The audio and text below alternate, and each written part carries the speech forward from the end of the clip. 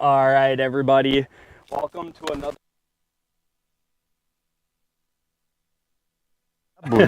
Pumpkin. with the multi-species hammer, Mark Courts. Mark, this is our first time fishing together, my man. Super cool to have you out here today. We're on a little West Metro lake.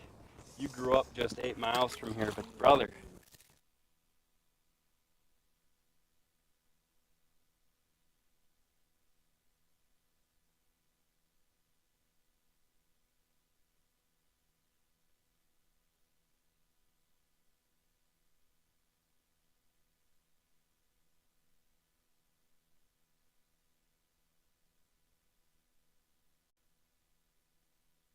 And I've been on the lake one time, and that was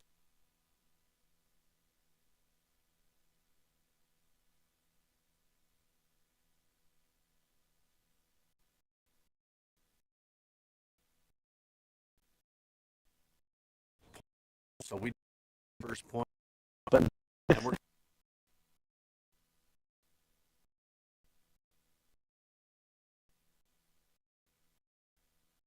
before you already had three, so I said we're just gonna feel for. Let's let's put ourselves in a position and get interrupted. My man, you pull out this secret bait, a little lab.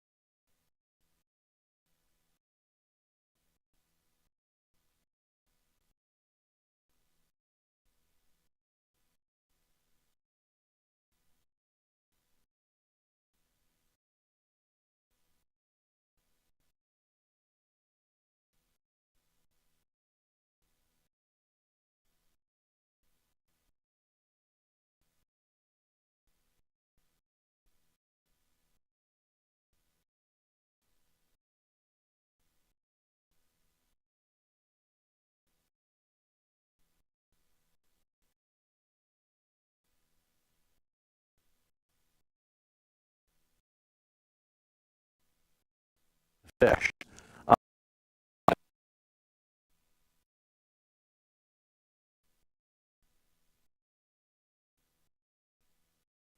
And if I touch my eyes will swell, my throat swells. I couldn't breathe.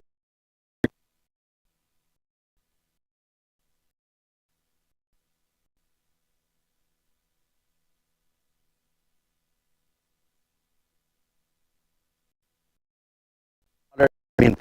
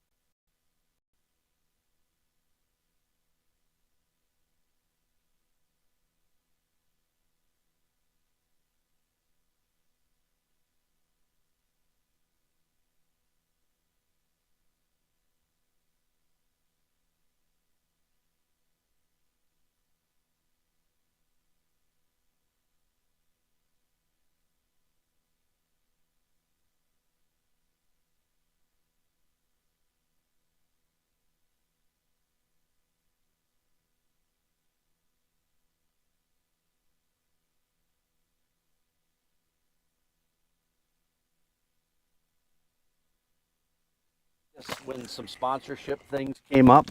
I'm going to grab another Lab Series here, but some sponsorship. And actually, my boss now was my boss back then, Joe Carlson, who's the story. He worked for another manufacturer at the time, and so spent 17 years at Ranger with those folks, and in was it 17? I think.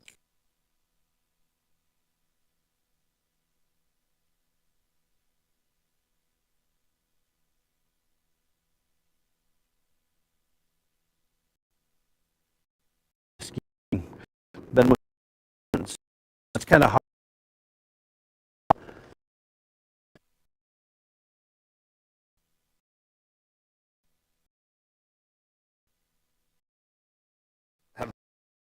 Spot right. They a lot of different circuits.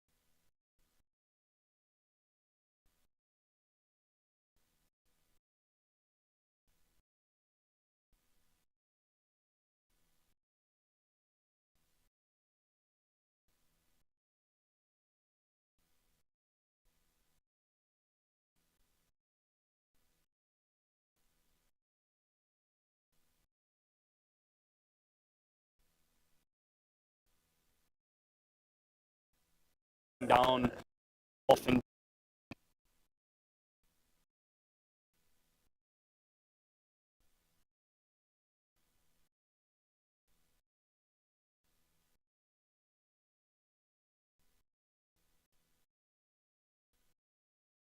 Uh, South Texas, so Lagoon snapper, kind of doing that back when I was in elementary school. We'd travel for 2 weeks over Christmas time.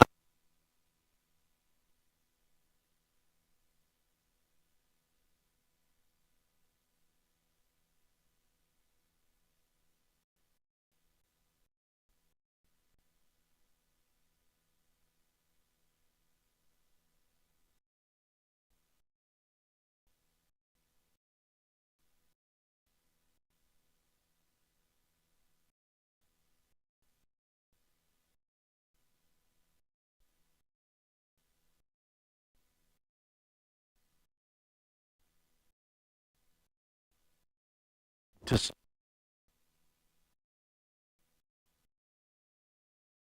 of the hooks.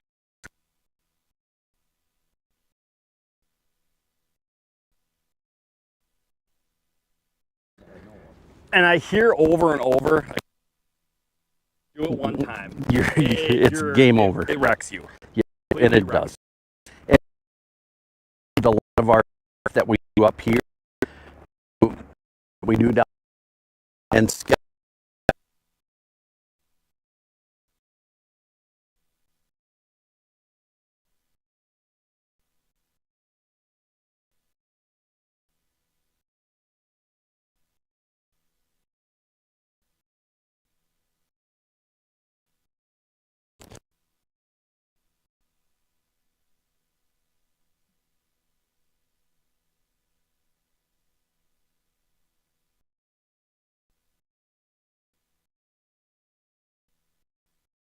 I'm not sitting there staring at it. I'm learning.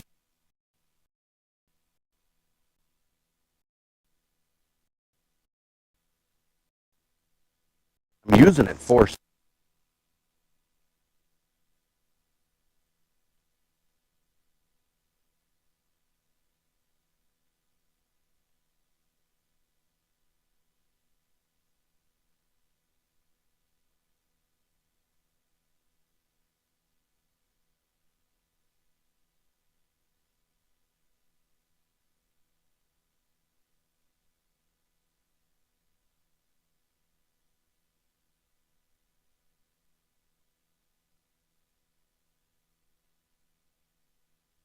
Types of, you would think, oh yeah, it's a chicken rod, or you put a spinning reel on it and you get out there and let them run the drag on a VF rod, and it's like, okay, yeah, a no, whole another market that I can tap into.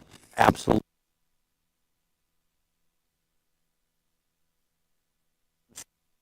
Species.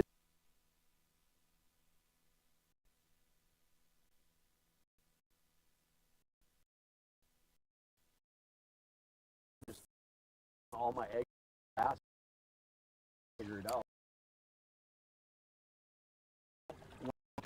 It was all learning, oh, there's a tree and there's a tree and a hump somewhere right here. Oh, there goes my flash 6 foot. I'm on that hump. Now with today's technology with Humminbird and Lake Master and all that stuff, it's just changed the way we do things, but it's still the same. And I'd say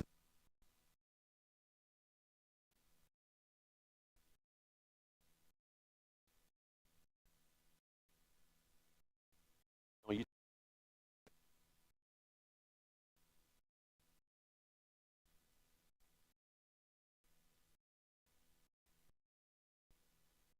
Yeah, 6 foot. right. So it was easy for me to transition to all those other species.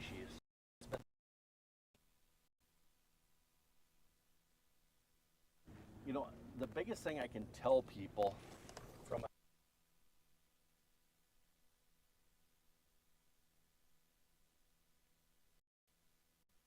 be loyal to the sponsors.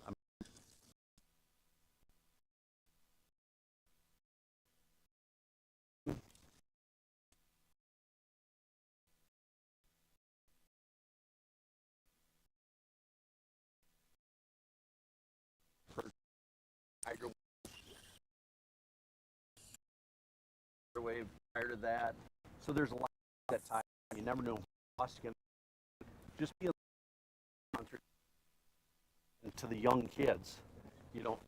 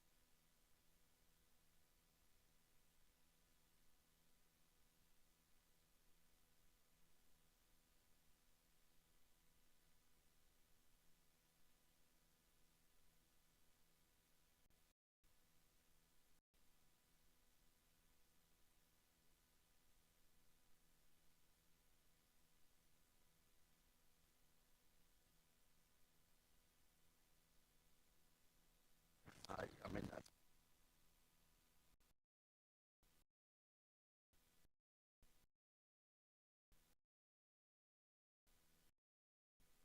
watching.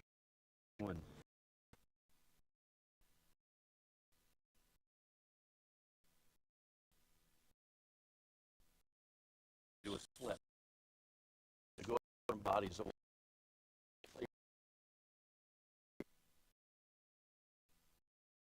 angler, and the same.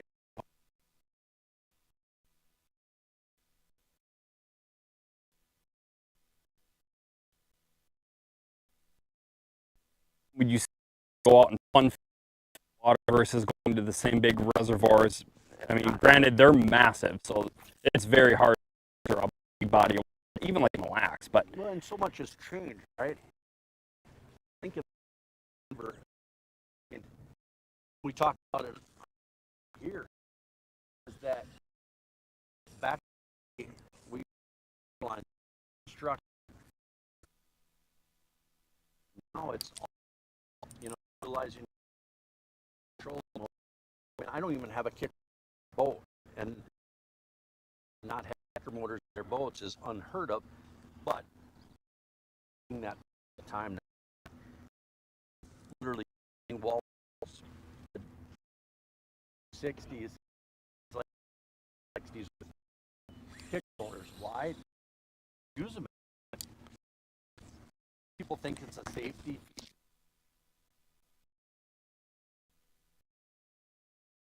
My motor. This is pretty much everywhere. Kind of limit that, but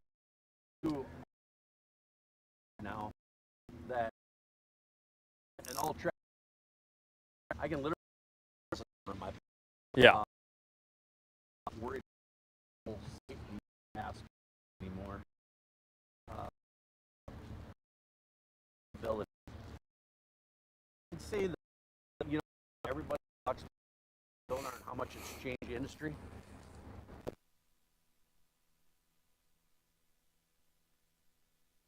I mean, when you talk about spot lock and onto things like that's really industry good. Once you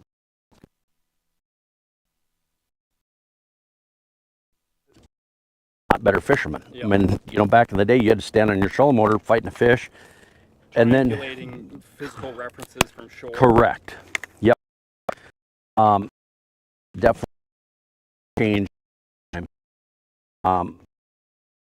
It's I 60. I mean, bodies of water so much faster with electronics. That's kind of where I've seen the biggest change in fishing. And I'll tell you, I don't care if you're a forward-facing guru or not. If you're not utilizing side imaging and 360 or that type of stuff to find those suspended fish out in the middle of a basin, you're crazy. Because what you'll find is,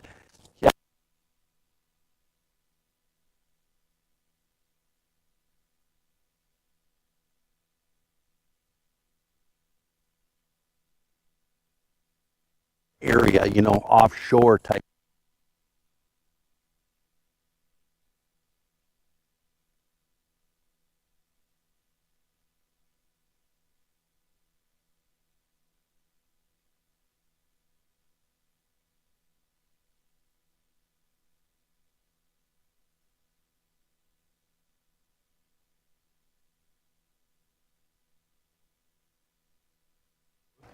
Was there one that you used as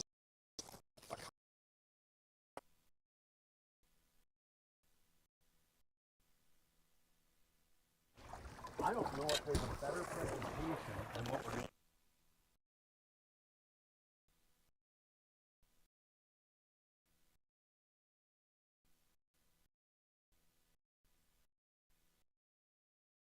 Fishing. Got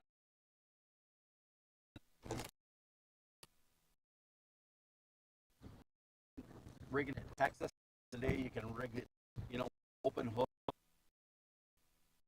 type hook if you're fishing water, but it's just presentation.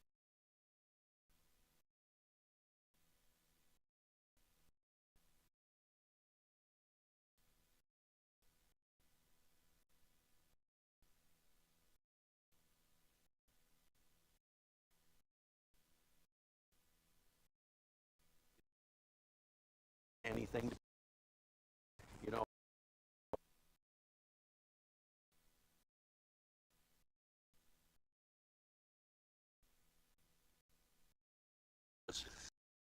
Down in the zone where it doesn't want. If I were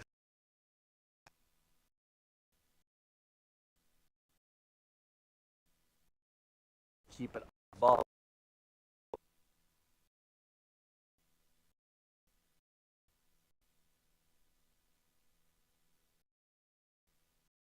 feeders or they're eating trod up it. And from baits to finesse baits, you know, real micro stuff to big worms on a drop shot, wacky style. I mean, there's so different baits that you can use drop shot. That bait. That's probably my fishing is probably my go-to. And when we talk about walleye fishing today, whether it's jigs and plastics, or whether it's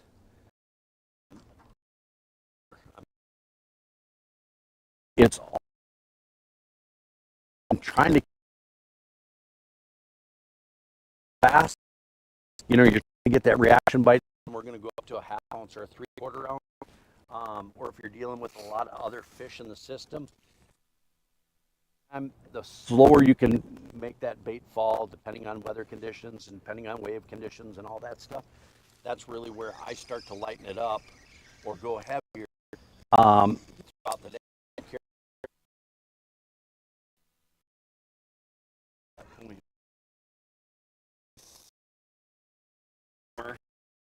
Gravitate.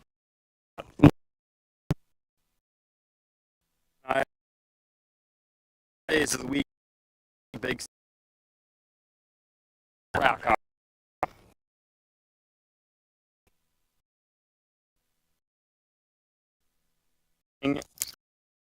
Techniques with better one.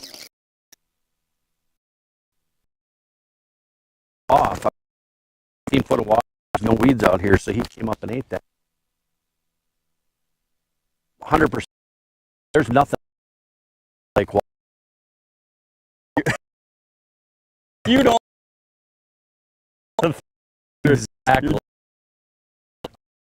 And if we grab a frog, throw it, I love and swampers get. But and that's the other. You can down a bunch. No. You can follow it. Doesn't matter.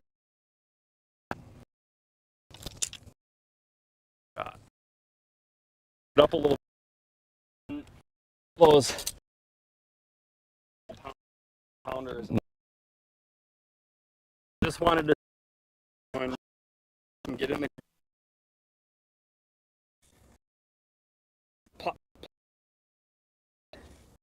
The other thing, if one dies, it doesn't mean rules for it. Maybe grab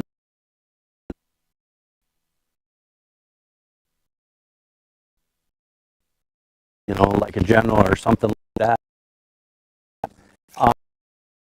You're going to catch more. A blip, whatever.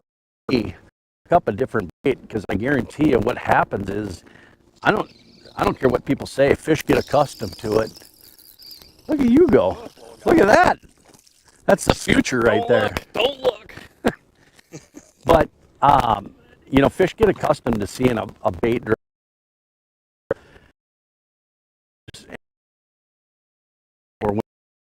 definitely pick it back up. But when you start to see, try to just dissect it.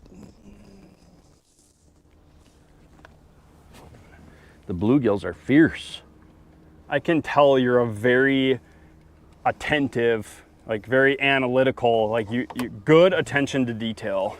Well, and I mean, the other thing I really pride myself on is just being organized. Like,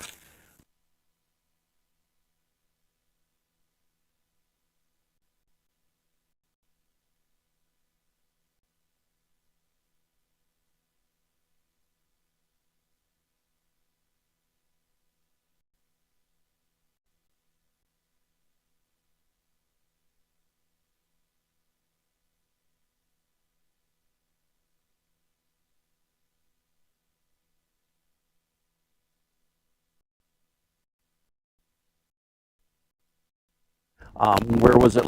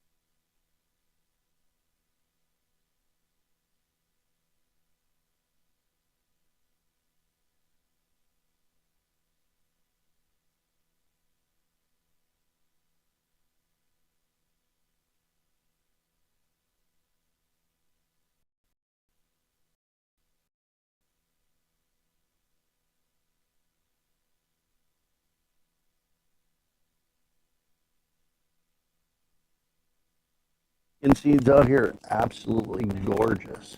Yeah, or that turquoise. Yeah. And this water clarity, I mean, it's something a little different than I've been fishing And recently. I just did an episode on really dirty, like, it amazes me that where this is located,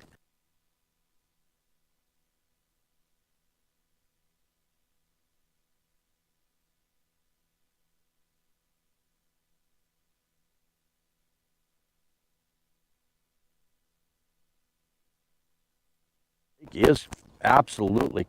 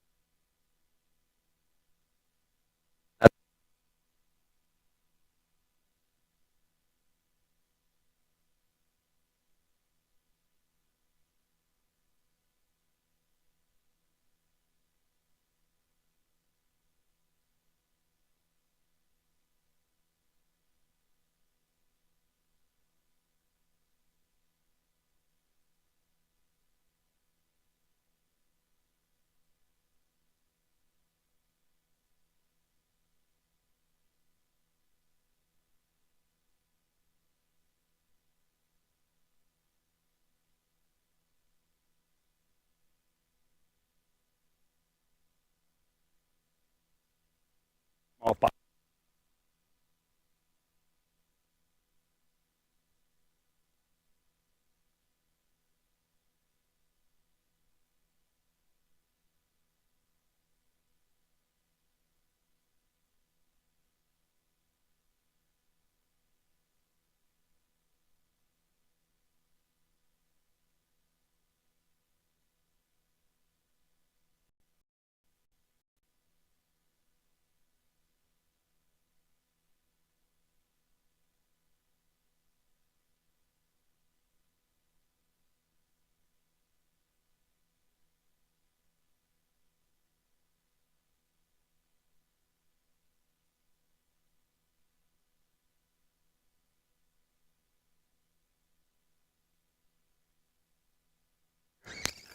And what you're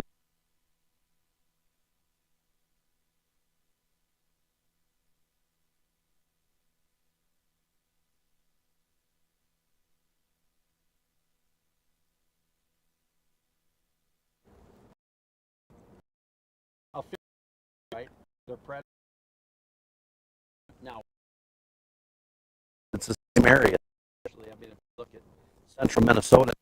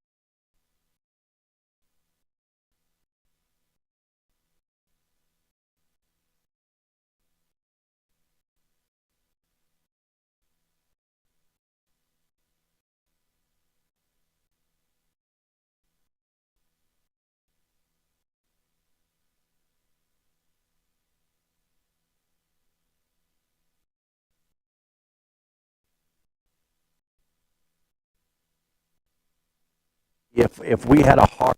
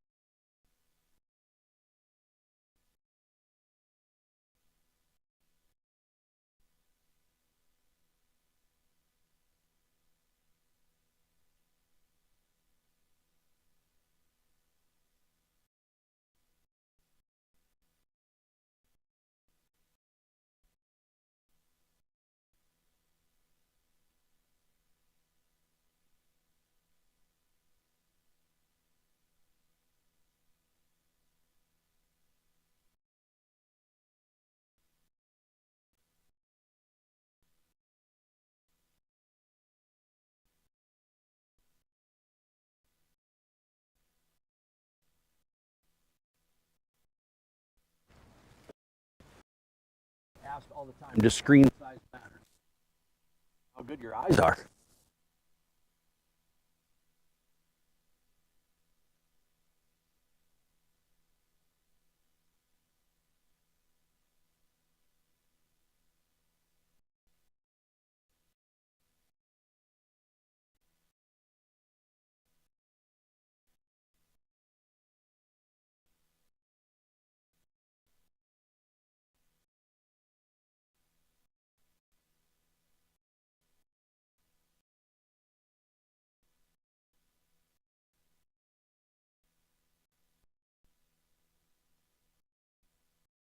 For species.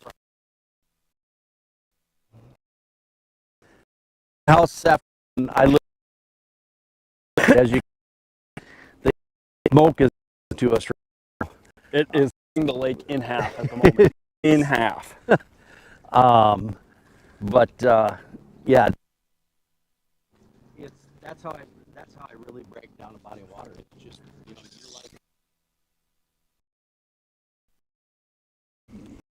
figure figure out hard to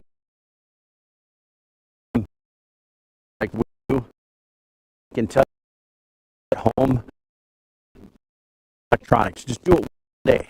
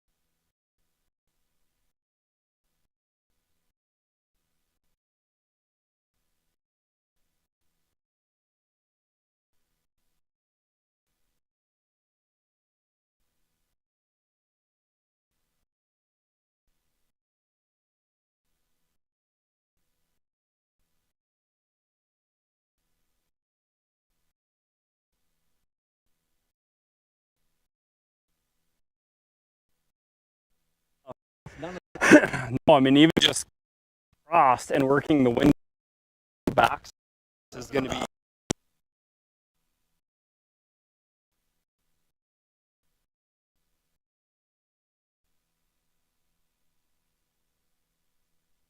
difference in the air right out the gate.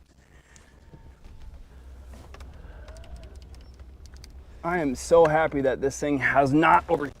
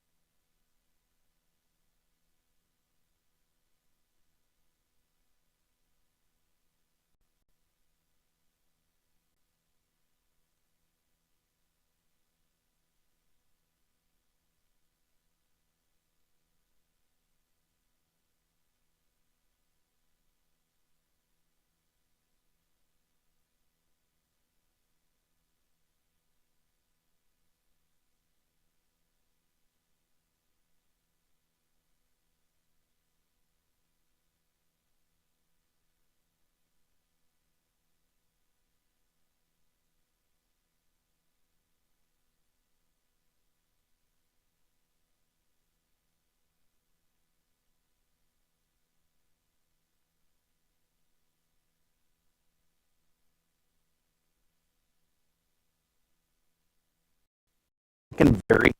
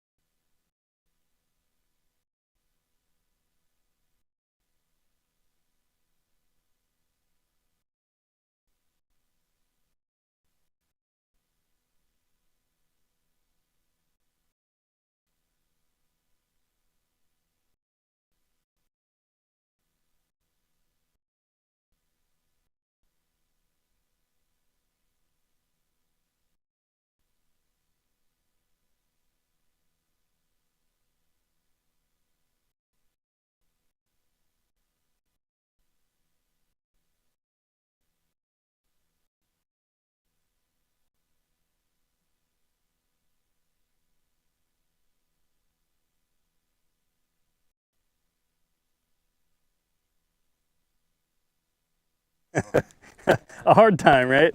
And and that's Rod locker open behind you. and that's the fun thing about team tournaments. I wish we could do more team tournaments with a marshal, and I think it's good. You know,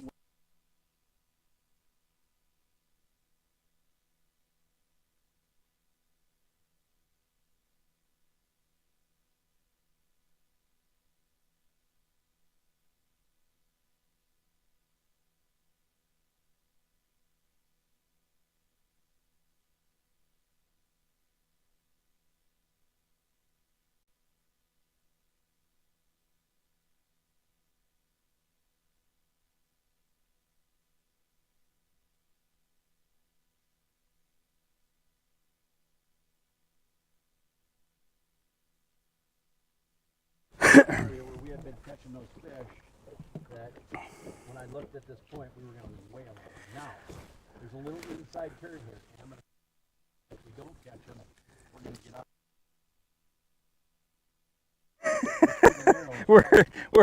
We're jumping ship. because I don't have the patience to sit here and not catch them. I love catching fish. I have this inkling on the backside of this point where we came from. If we went the other direction,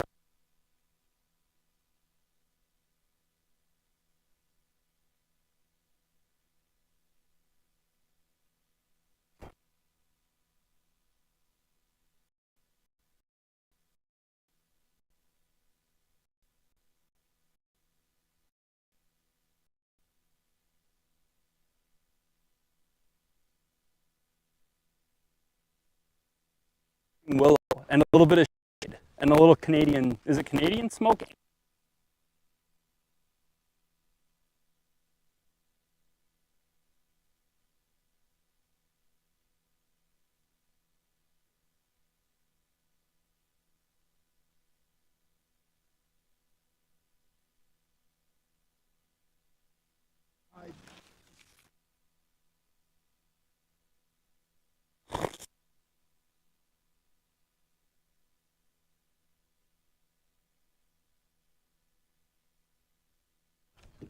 I know that's the set. And you can break down a body of water like we're doing with a moving bait. I mean, crankbait still today is one of the best baits to break down a body of water, or a bladed jig. I just really like catching fish on a egg beater and a light stick.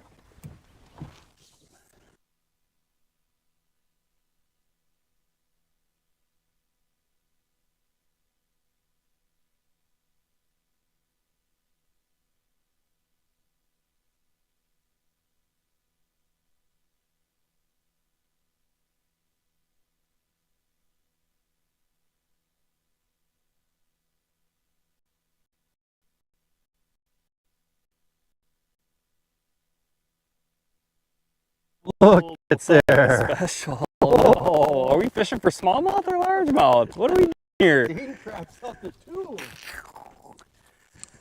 Uh-oh.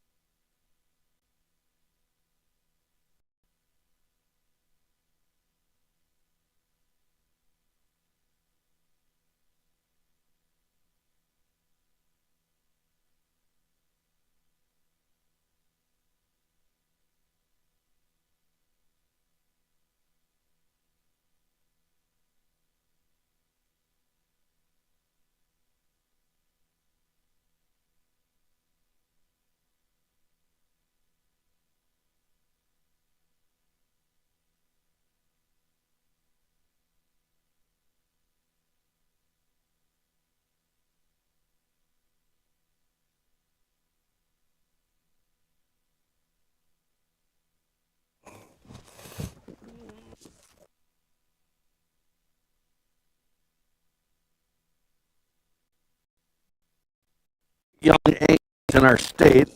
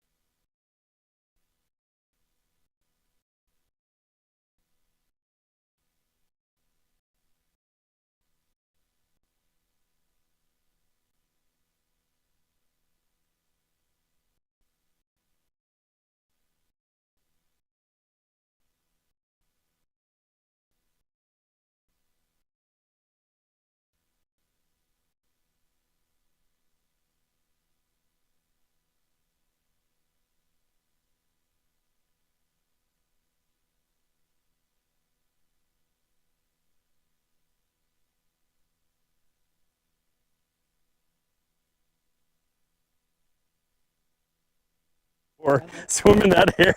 I like to kind of pop my rod every now and then, and when I think it does kind of flop out the head and just make.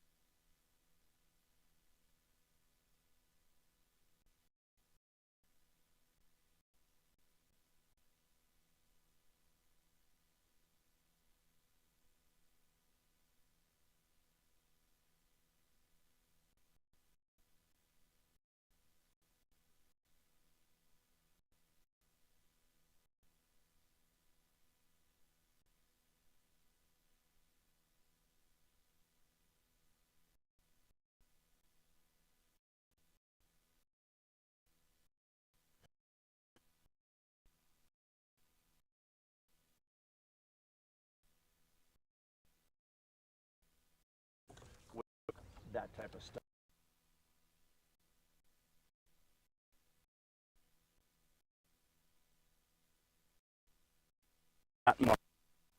No, exactly.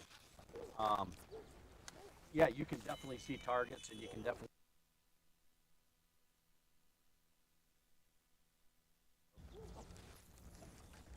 Quartz, take your glasses off once. That'll throw you for.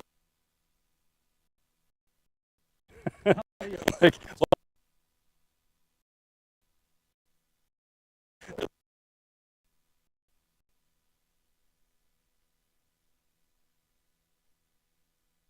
Bottom of my polarized glasses.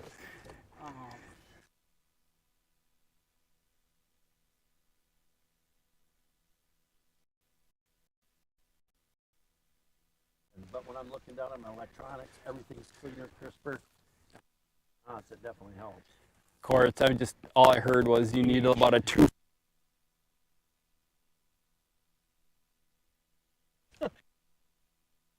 I hate to admit it, but I mean,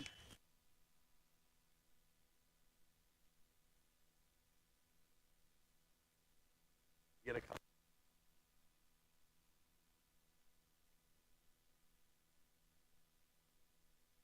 All I have to do is look down, and I can. Next little venture on the other side of the little narrows there. I think that would be a very smart call. Now we can.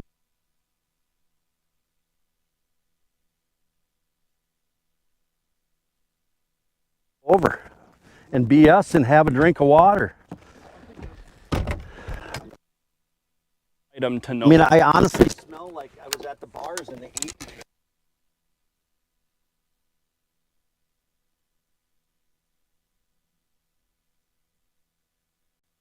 But we used to want to throw our clothes away when we got home at night because they frickin' smelt so bad.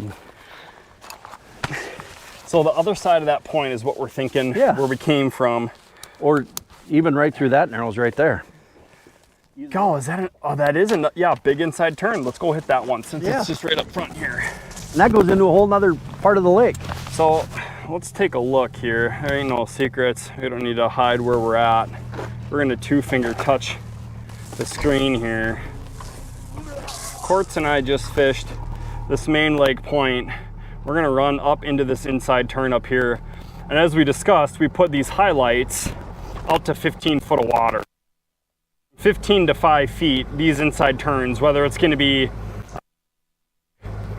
you know, this inside turn here, we're looking for cabbage, healthy grass, flat, bait, etc. It looks like it's got a little structure and drops into deep water. Absolutely.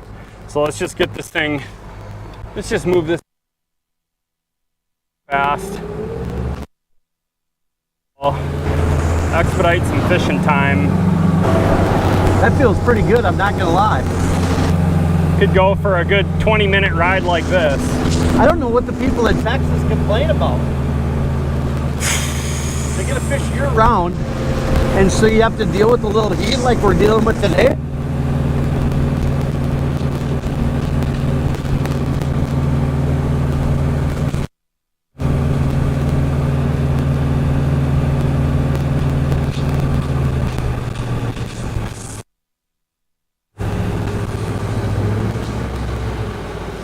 I say we start on this left side and work our way. It just looks good.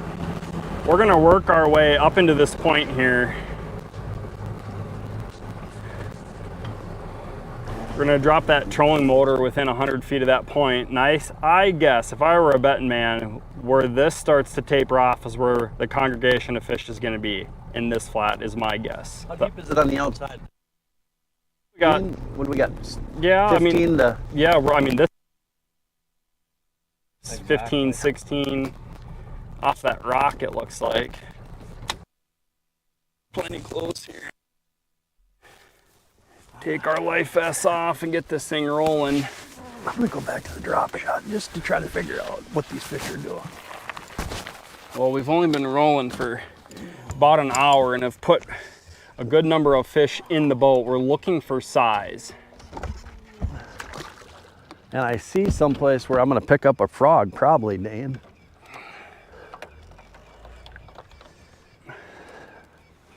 finally see some pads. Who doesn't like watching a friggin' fish eat a frog? Oh, there's nothing wrong with a few coming through the lilies.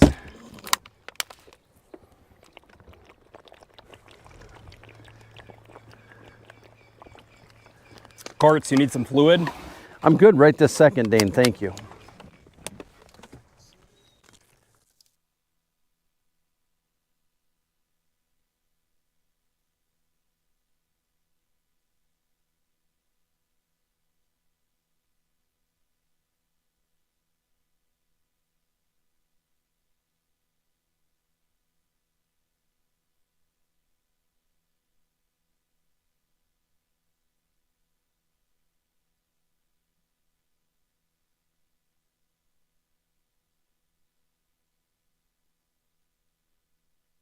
Person in the boat. You spend so much time. To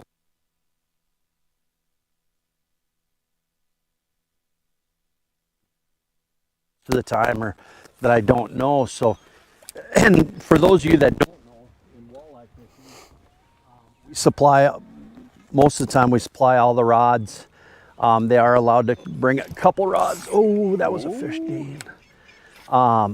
Most of the time I supply all the rods. So when I rig up for doing something, I rig up, you know, probably on a given day for a tournament, I rig up 12 to 20 rods, depending on what we're going to do.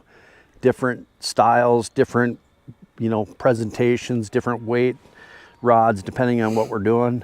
And then I get a co-angler, and we're a team for the day. So with us being a team for the day, oh, there you go. Oh, I'm going to help you with that one, buddy. That's a stud. Nice work. And he choked that too. Come here, fish. Come here. Yeah, man. Look at that, buddy. Yeah, man. Nice. Just Hammered it. thumped it. Popped right out. Hey, On the you said we sand. were looking for good ones? I think you found one. I think we found a couple good ones up here, huh? You would just drop the bite, and I'm sure there's going to be a couple more just like that. Drop shot.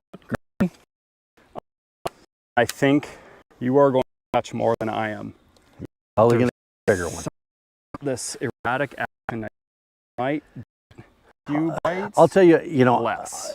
Yeah, you can ask Scotty. I'm probably one of the biggest tube fishermen. I mean, if I'm smallmouth fishing, I guarantee you there's 2 or 3 rigged up on my deck. I overlook it for largemouth fishing.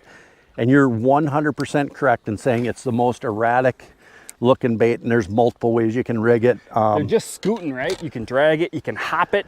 And it swims, and it looks like so many different types of bait fish and things like that. And it's a can be a goldie. It comes in different sizes, different bulkness, and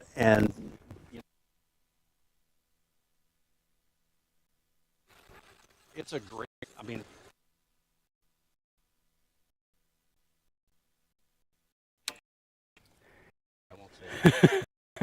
No, it's not like honestly, it's not like I'm beating no money anyways. But right? honestly, I rig it on it all the time. It's a great drop shot. Smallmouth on the river drop shot. Absolutely. And river fishermen, it's a go-to bait. It's highly overlooked. And I don't care if you're using it with forward-facing sonar. That thing falling through the dark column literally like a minnow swimming. Something. There isn't a lot of river.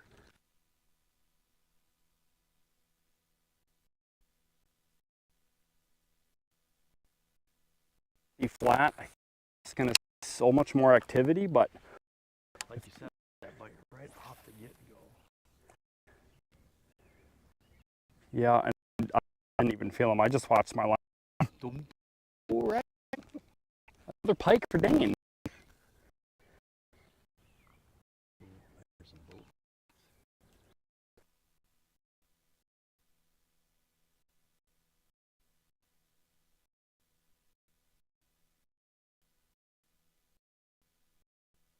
tell you what, honestly, people don't realize this, but whether it's walleye, they all eat a lot of bullhead.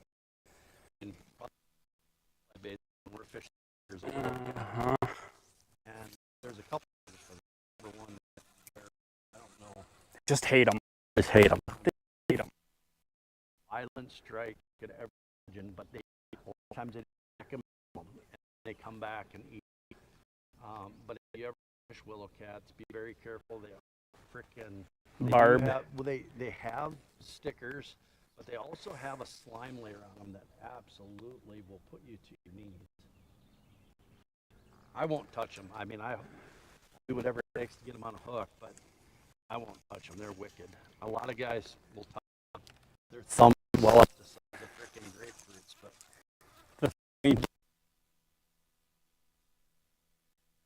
but that's there's a few other things I could think of that people would go to the depths for some pain. I don't know, man. That's just a whole other world of hurt. But they do. Smallmouth crush them. And those are. I'm happy with that. I'm gonna do it here. I'm gonna do it.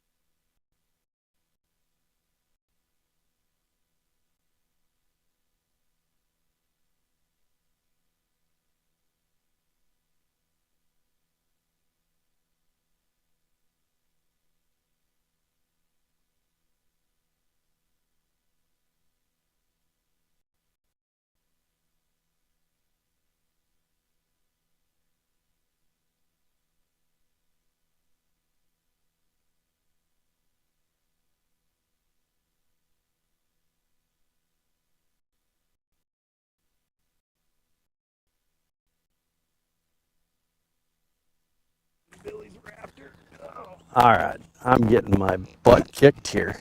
But anyway, so yeah, I decided to frickin' start rodeoing, and like I said, boulder rodeos for a little bit, and then I took up steer wrestling and steer wrestled for a while, and yeah, I mean,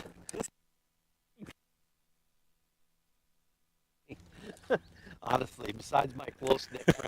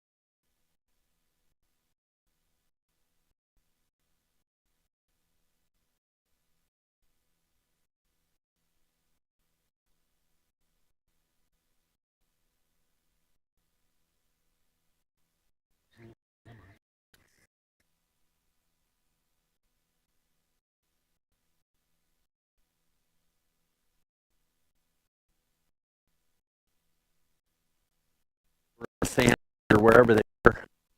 You guys couldn't use facing sonar, so it just works wherever.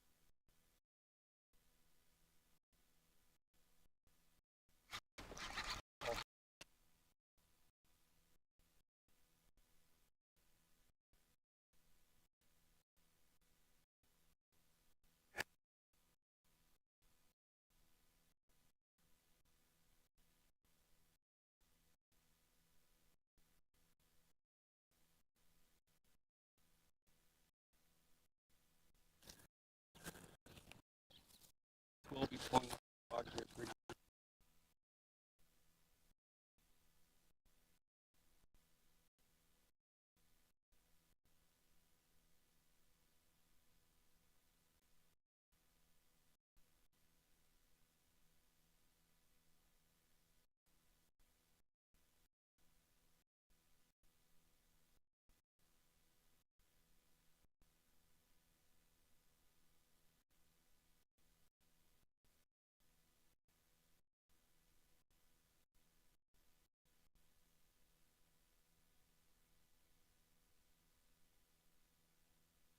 Oh yeah.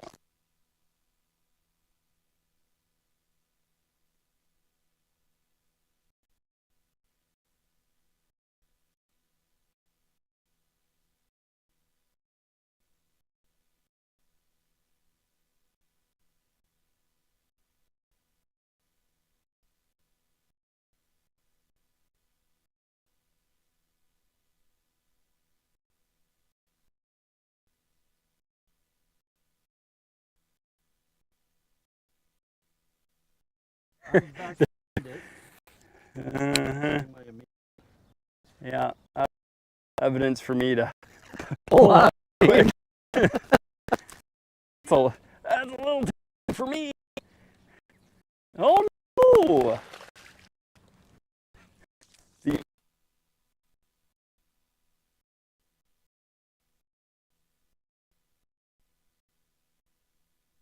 there we go. He did too. Just inhaled it. And Paul, get down closer to the camera, but Yeah, you can if you need to. You can sit right on the yeah. edge. So it's a sink.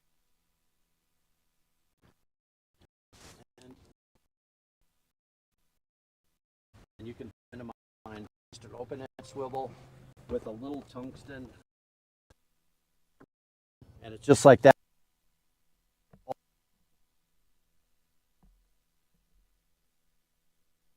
But it just kind of opens up, kind of fluffs itself. So fishing it, I just let it fall, and then give it a couple quick pops. So it's kind of like working a jerk bait, but just slide it up on there, and you can glue it if you want. I try to line it up with the tentacles, so it's a little bit more open. But Close look at that again. yeah, just like that. Wicked. Yeah, and you got, what was the weight you're using? That's a 3/8 3/8 ounce tungsten on just a wide gap. Yeah, and he just absolutely finesse hook. throttled that thing.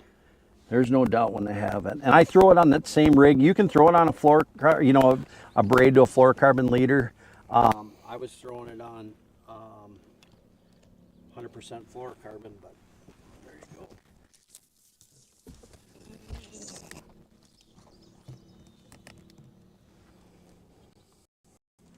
And durable. Like it, really any.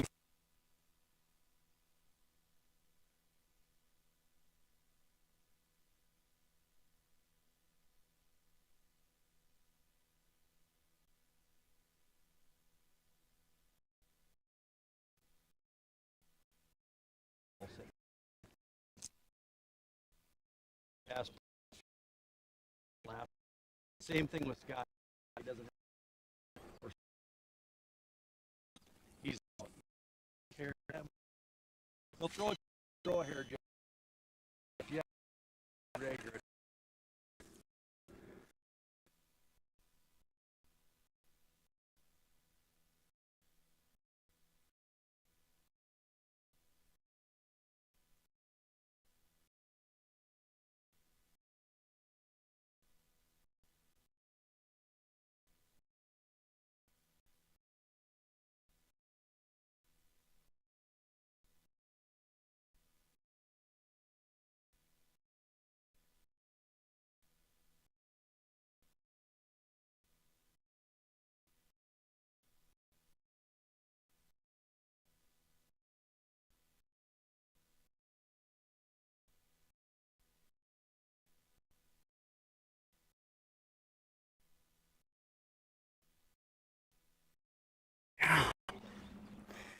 Yeah, that.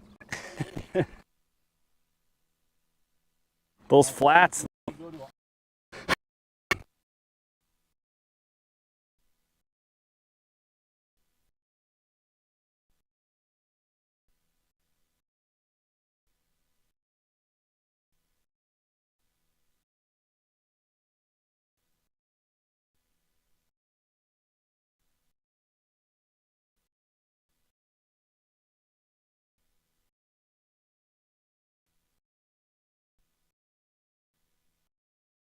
my heart now.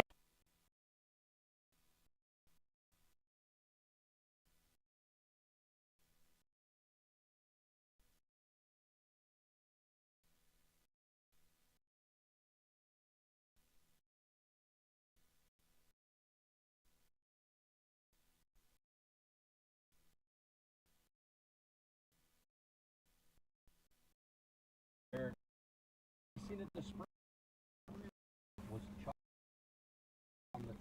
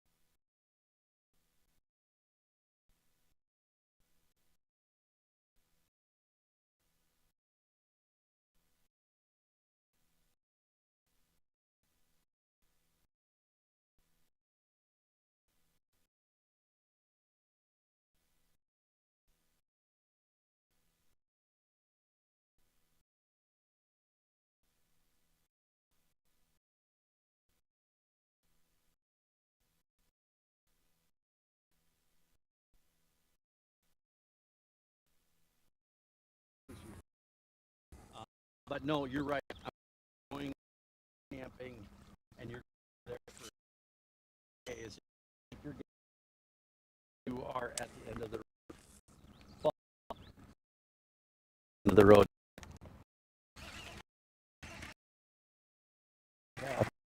Came up and I was pulling grass, so it's swimming goofy. Hey, where the grass ended. Oh no!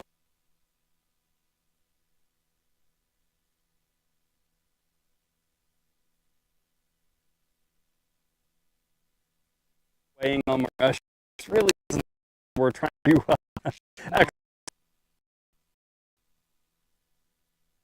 appropriately.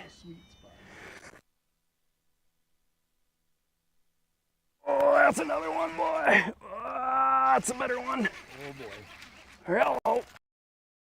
Oh, hey.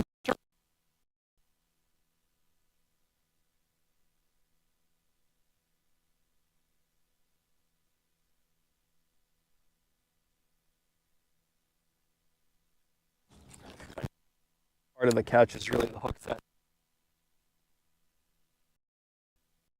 Fishing. If I get catch. Where that grass ended up, either 3 or 4 up in there, you can see them. They're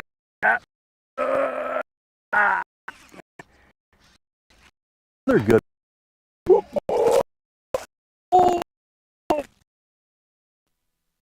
Dude, I've lost. What am I doing? I'm in here.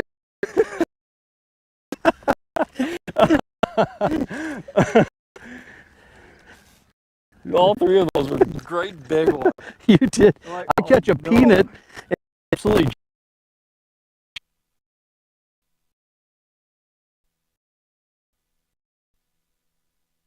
That's the fun time about this time of year. Finding new schools like this, right? I mean, it's so.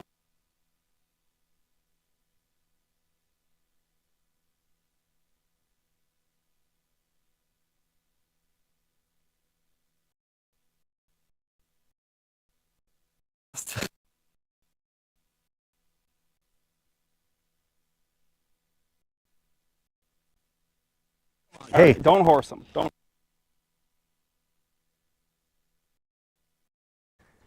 Yeah, that is 3 ounce. But I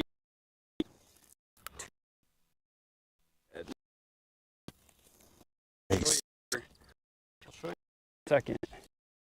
Kind of broad gives it a lot more to it. Ball head. Love or balls or G's. Green pump variation. This has a thick blue you pull purple fleck, those bluegills.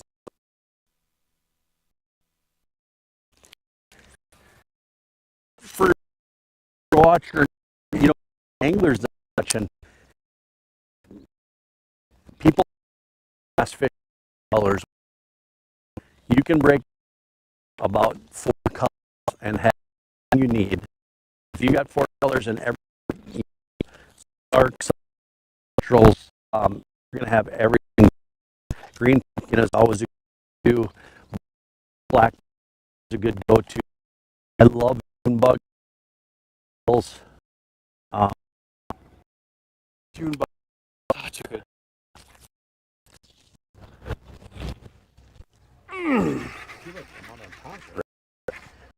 Is gonna. Oh, that one jump on.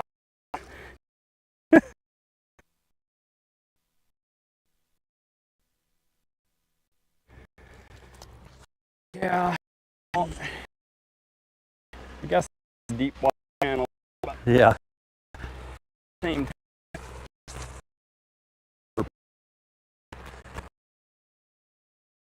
Same direction all the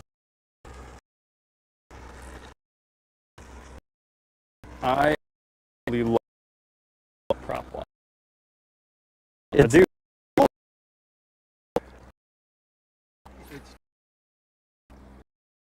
moving. For a lot of you, I run a boat.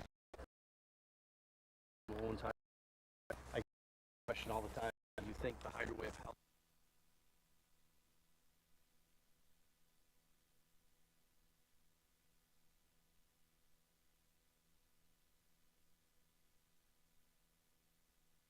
Second of all, I think it gets the bait fish moving.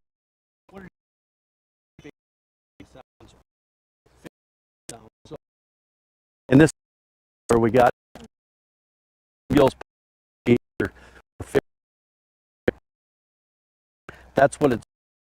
Those, I think, do the bait fish riled up. What it makes the curious, so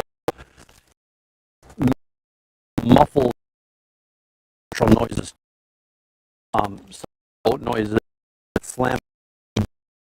I mean, a lot of guys believe that having a radio run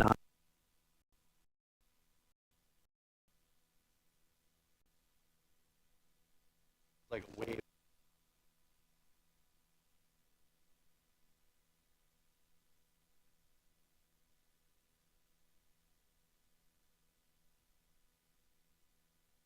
On my boat right now.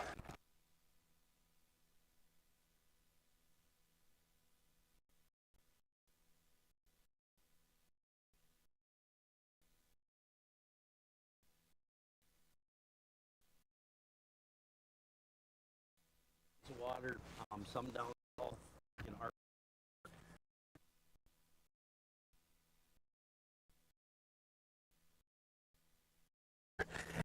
small, right up to him and look.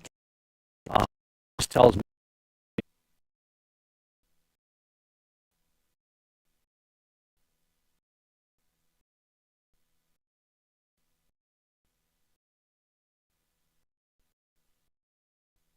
you know, you get a couple create that stuff. Unique. You need to work into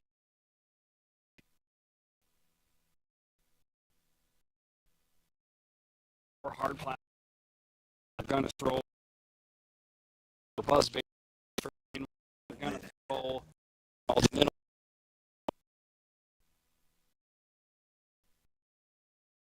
On it with your bait, I should time to, you know, and things being like fishing for 20 opportunities is work our biologists work with. I don't, and I've worked with a lot of over the years, and I've got a lot of great companies. But the one thing I can tell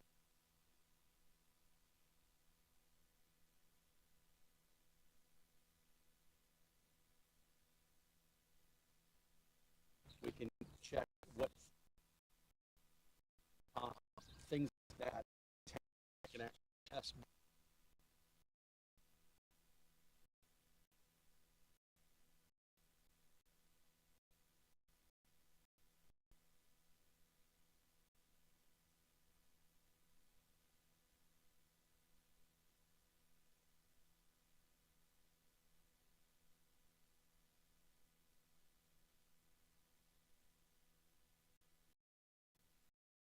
The lab example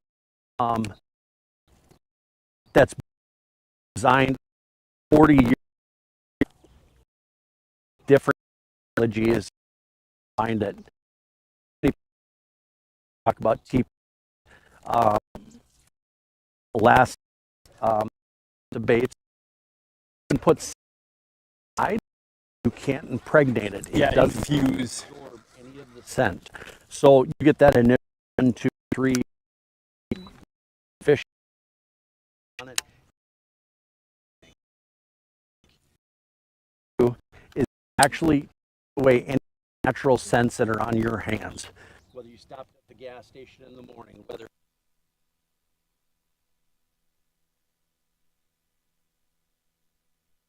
sure, the durability phenomenal, but you can't put the scents in it. And one of the things that I've learned over the years is that the ability to make baits with different colors is really hard. You know, I'm just going to use power bait for example. We can make it any color we want.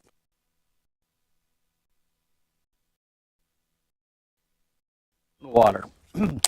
When we go, gulps water soluble, leave it on the hook, you quick that it turns rock hard because all the water dissipates out of it and it just turns to the product that's there.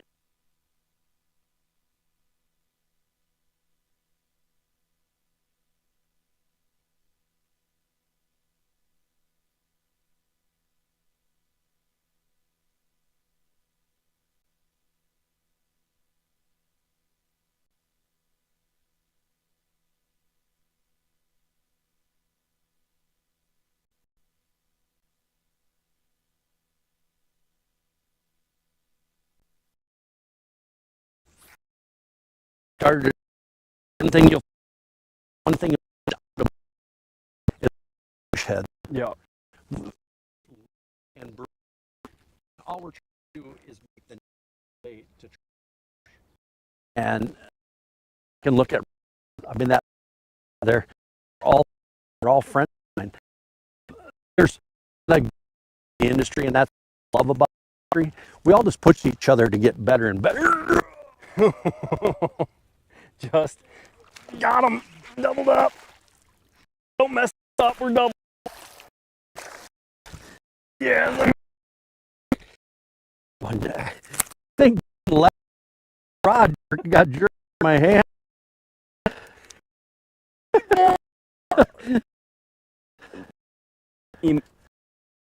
It's gone. Gone. Cheers.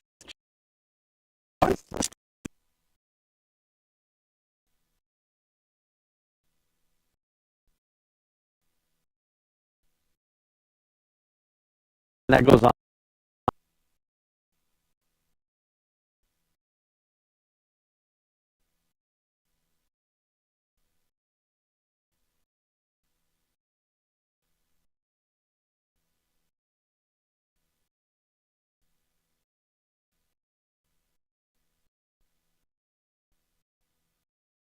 Us. What we need to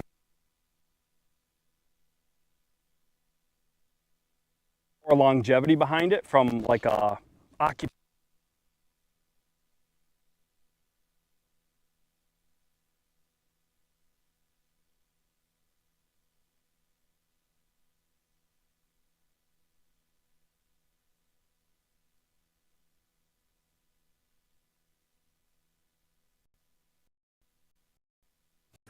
Take the time. Talk to our youth.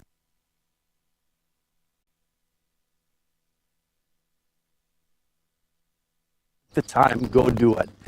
These kids are absolutely thriving for information, and I don't care if it's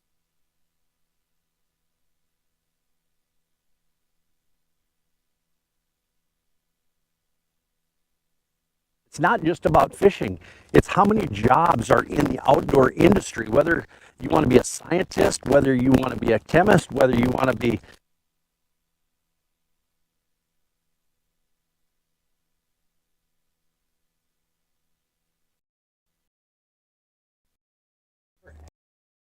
to do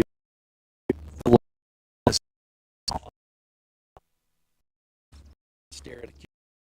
It's not me.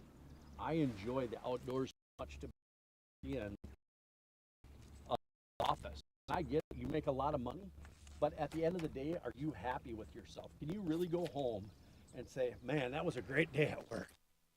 I mean, yeah, you can. But I will tell you, working in the outdoors, every day is like that for me. People always, I'm a rah-rah type of guy where I just enjoy every day. I mean, Even in, industry, short for, wake up, things, I'll tell you better out with than Scotty Bonema, because he will tell you that the great, it's to make a day. You, where were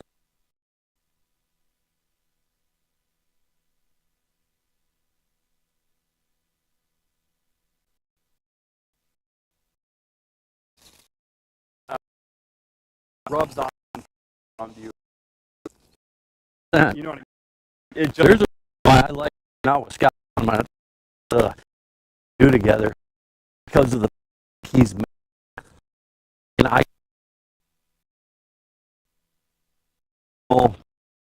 just always about that day. You're wrong. He's gonna have a bad day.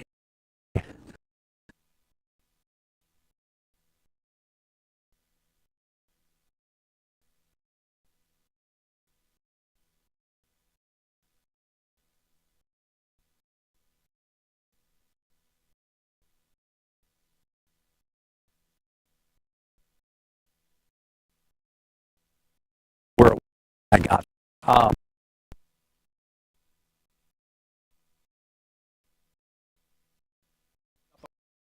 the time negative.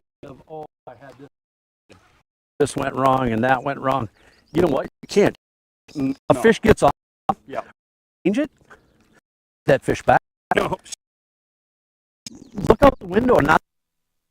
I mean, honestly, more positive and more respectful.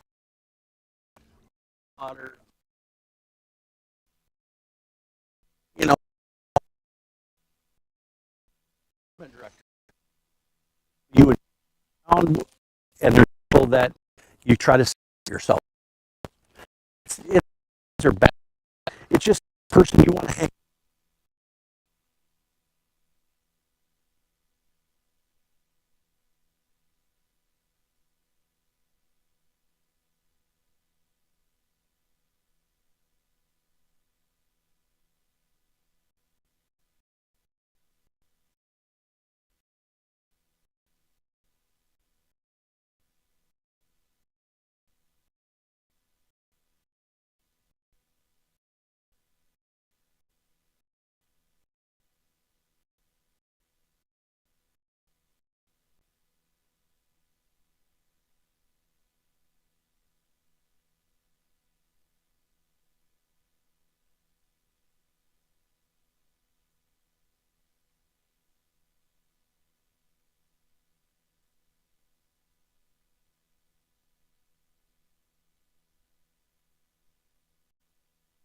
Become a special education teacher. Now she's an administrator, principal,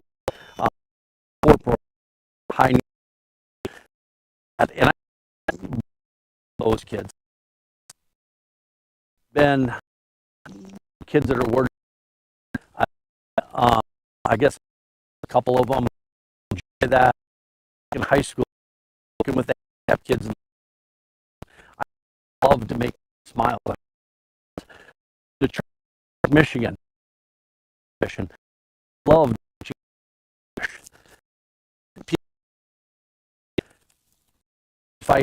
fighting.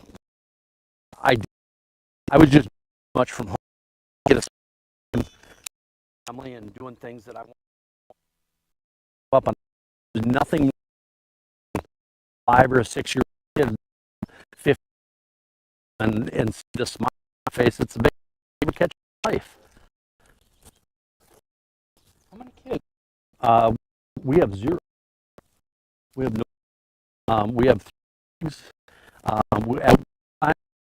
Yeah, 3 kids down 10 goats, and we had our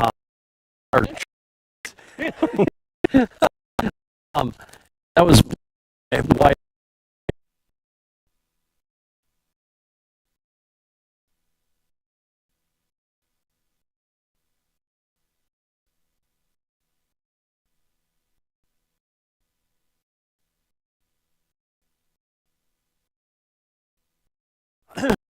Yeah, the outdoors. This is my office days, and industry.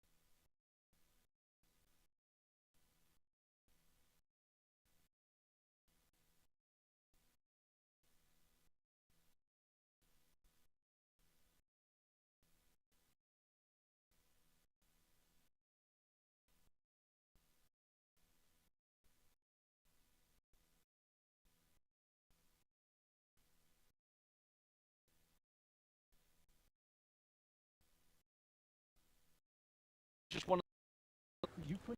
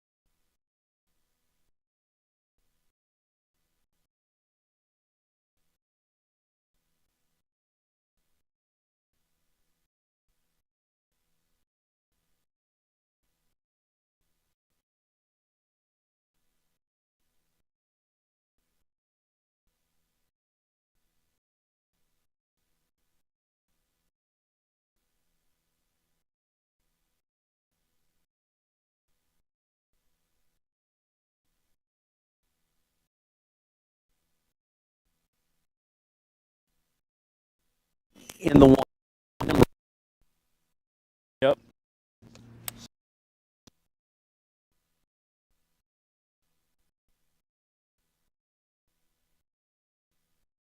Kids that are like college chips. I get on to get some information. All you have to do is go on something we grew up that and all that wasn't that we see now. Um, a kid has to do it.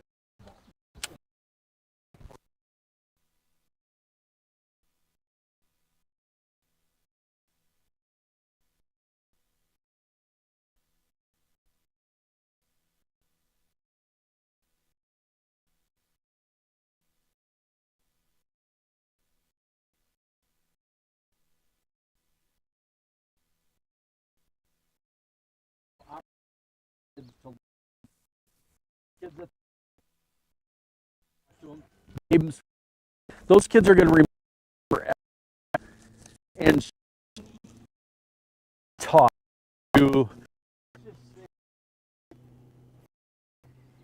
I don't know, 500. If we convince every angler to do that. Oh.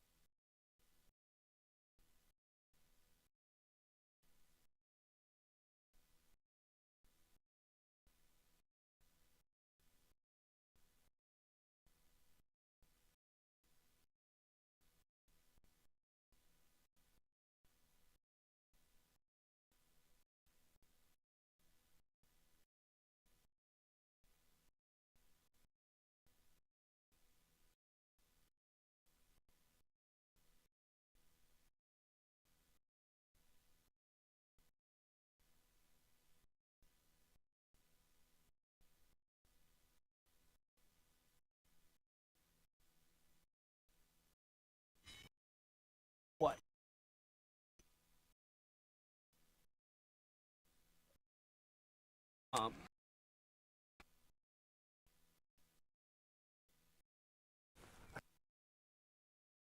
When you told me this and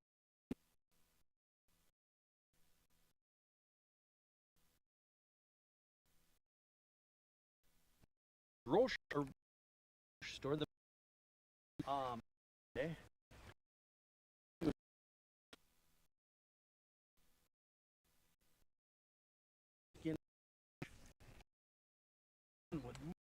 I get if I tried.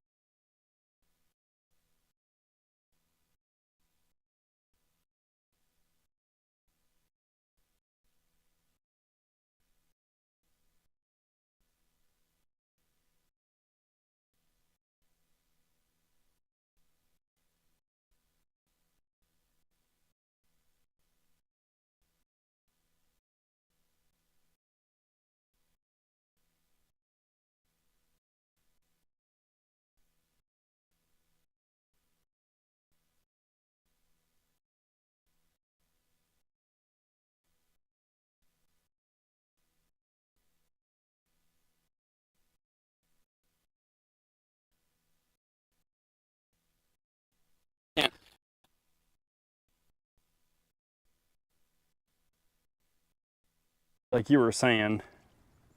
But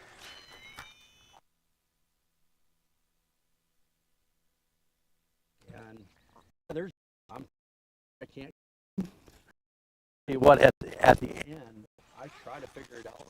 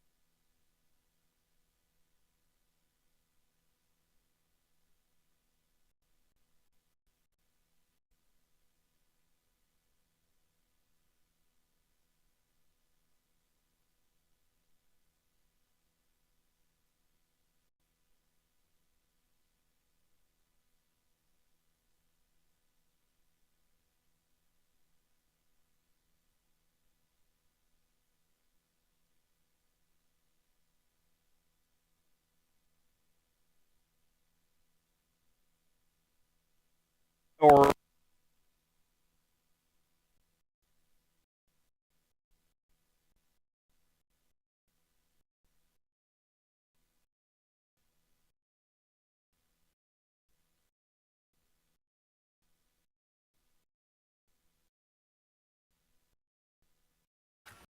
but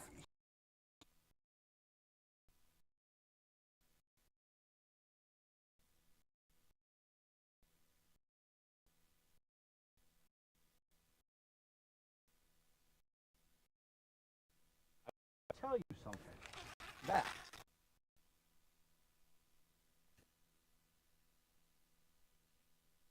anglers generate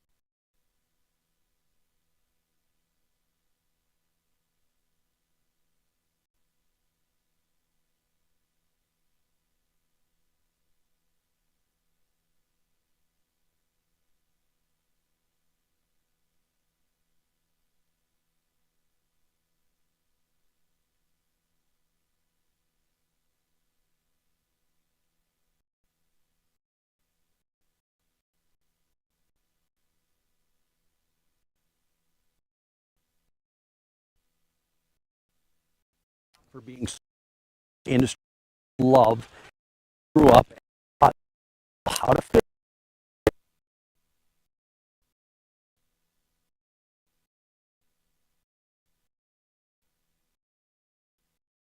from your phone myself. That's how I do it. I have a computer at home.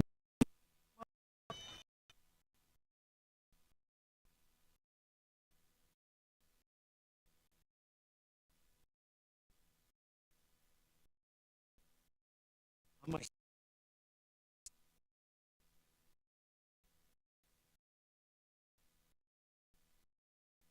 grew up.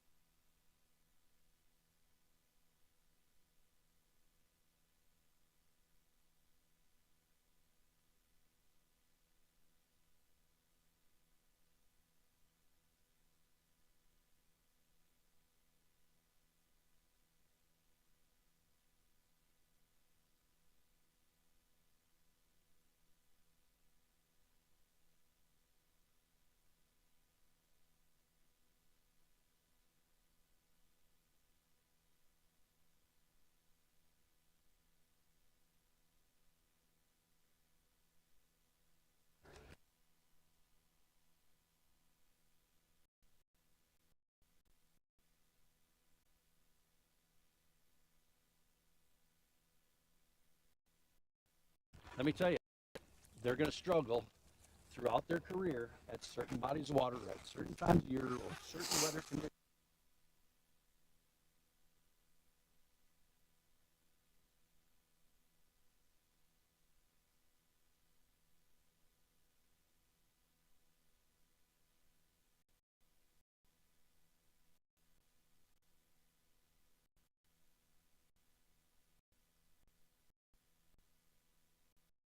On and go teach yourself to fish. And I think what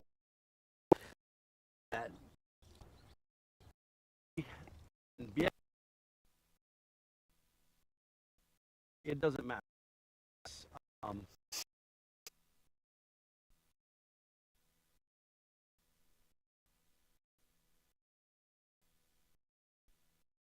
what?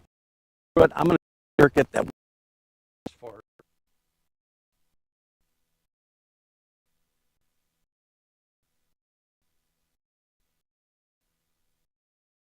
every day.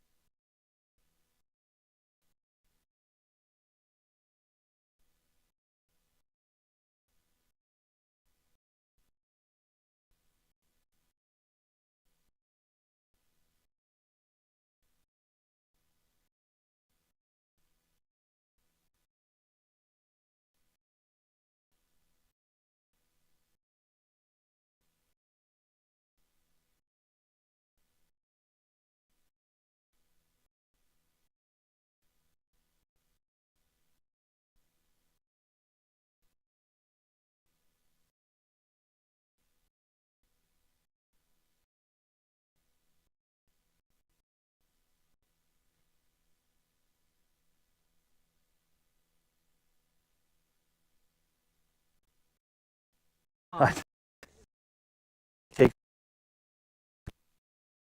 this a lot of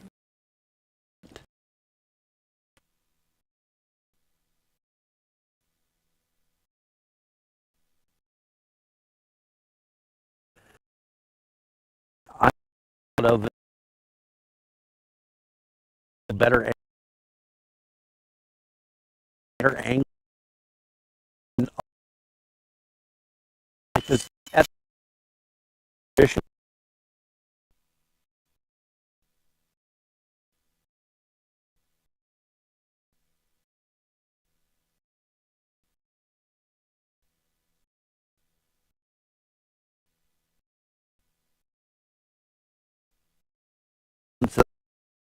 and spend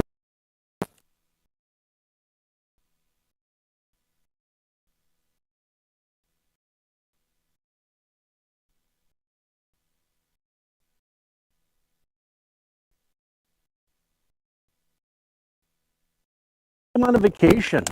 You don't shut down for a week. I guarantee that he's going to after you make total communication with today's some of my friends, you know, they were raised different. Like I'm going to use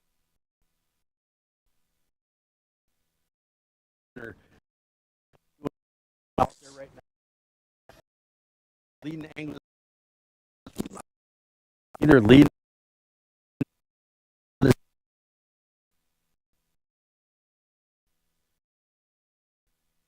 kids and century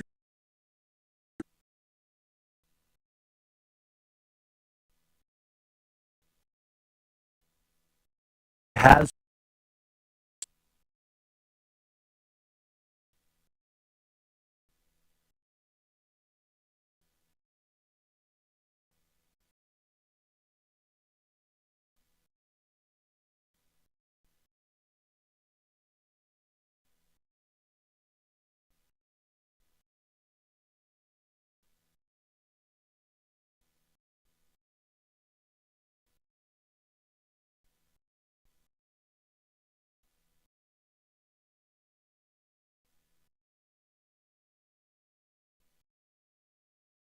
talking speakers.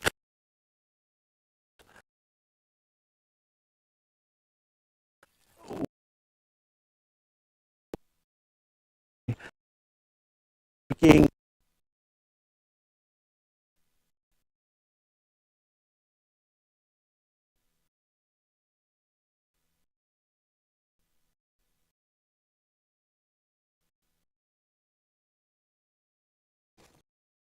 I'm in the water. Yourself always sure where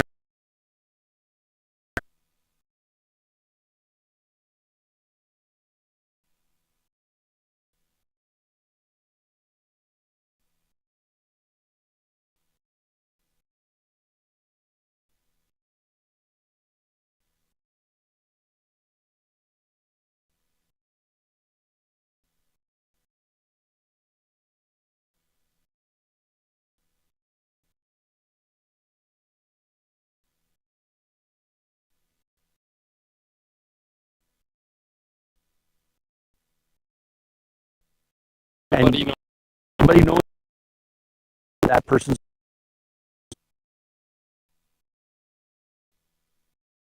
going. Thanks for coming this fall. You know, just station start and know you and doors open. Never thought open.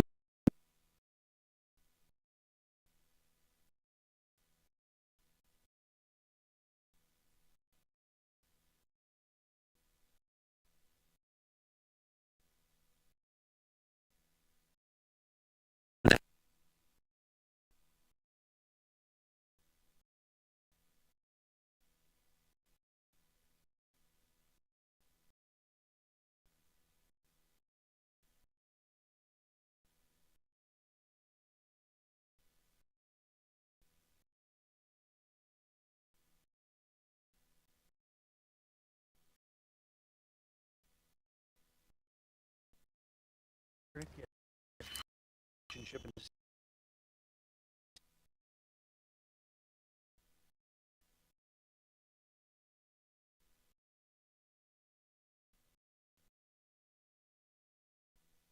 Expect for their hand.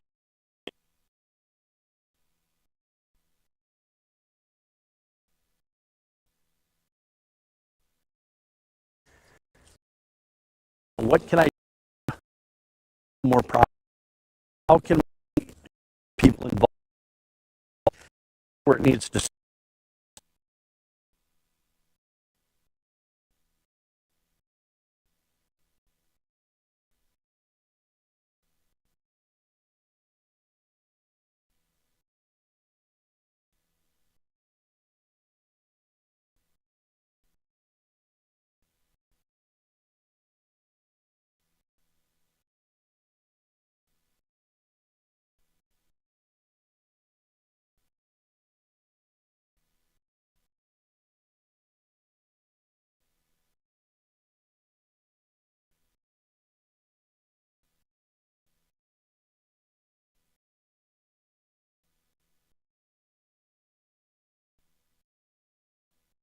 Oh,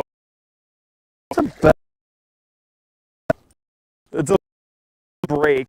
Working.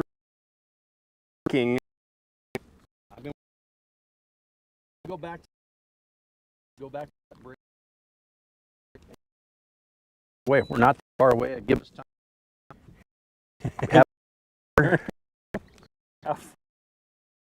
Yeah, I mean, I said what you say, what can you do for me?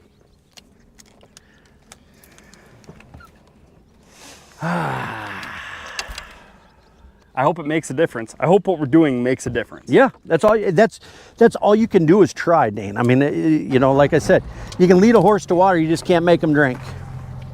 We aren't going to go fast anyway. No, we're just gonna idle. And you know what? Before we do this, before we make our run down that way, I'm gonna do one sneaky little bit. I'm gonna turn around and go right back to that corner. Yep. And I want to fish in the grass a little bit more. Yep. I'm all about it. Just a little bit more. Dane's feeling like we left something. Gonna grab that life jacket behind you, brother. I know we're just probably idling. Doesn't matter. As we all know, things can happen in an instant. Quick. And it takes you 2 seconds to put a life jacket on. All right, how many fish do you think we've caught? I don't know, 15, 20? Probably more. Caught a few good ones. Yeah. I think we got, let's see, we're about 2 hours in. Yep. I'd like to spend at least another 30 to 45 minutes breaking down some more of your backstory and what you got coming up for the second half of the season. Already. I don't know what I have going tomorrow. I mean, this guy lives on the water, always running. I can see why so many people miss your presence on the Champions Tour. And I miss it. Yeah. And the problem is, I mean, it really comes down to there's only so many days in a year and there's only so much time. And I'm one of only 4 guys that have qualified for every championship, fished every tournament on the National Walleye Tour. And I want to keep that streak going, and for me to miss one or obviously, yeah, you can't do it. No, and you know, last year over Lake Commandos, which had been running for 13 seasons under Steve Panaz, and Steve called me. He wanted to retire, and the editor I had known for my whole career, 28 years. I had been on every season of Lake Commandos, so I was given the opportunity to take that TV show over, and I love doing it. I have some great guests on the show. We got to get Dane on the show. Me and him would have a blast on a body of water. And it's really doing the same thing we're doing right now, breaking down a body of water. Last year we kind of made a switch from it being a competition and him doing something and I'm doing something. We're trying to see who can beat each other, to really taking the angler and the 2 guys out in the water and teaching you how to break down a body of water, how to evolve throughout the day with changing conditions like me and Dane are. Yep. You know, we both pick a presentation that we think is going to work and create that to a different technique or a different bait, we'll do it. But that's what I think in the long run makes an angler better, is that if you throughout the day can evolve and really become a better angler because you've got numerous tricks in your books. You're not just a forward-facing, shaking a minnow guy. And as Dane, right now, Dane's like, hey, I got to believe that there's more fish we left back there in the grass. He's 100% right. We'll see. We'll see. We'll see. But I agree with what he's saying, and that's some things that when we're out doing things like this, you just forget about. You know, you're like, let's just keep moving. We're just kind of cruising along, seeing, just having fun, chit-chatting, and you get caught up in that. Now, you'll notice Dane was throwing a tube, and we're going to go a little heavier in the weeds, so I'm going to pick up the big stick with a jig and see what we can catch.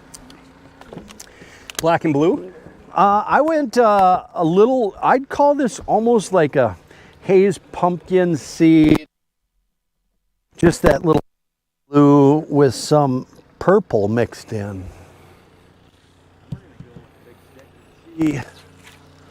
That was not the cast I wanted, but It's gotta be.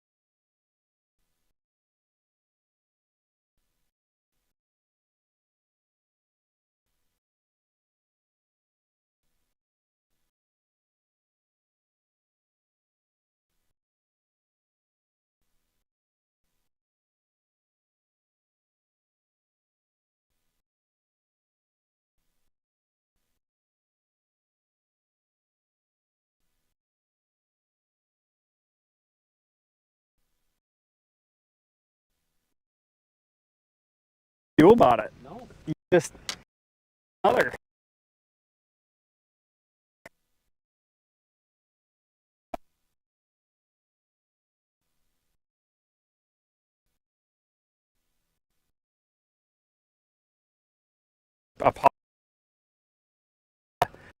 You took it, you know, you got one.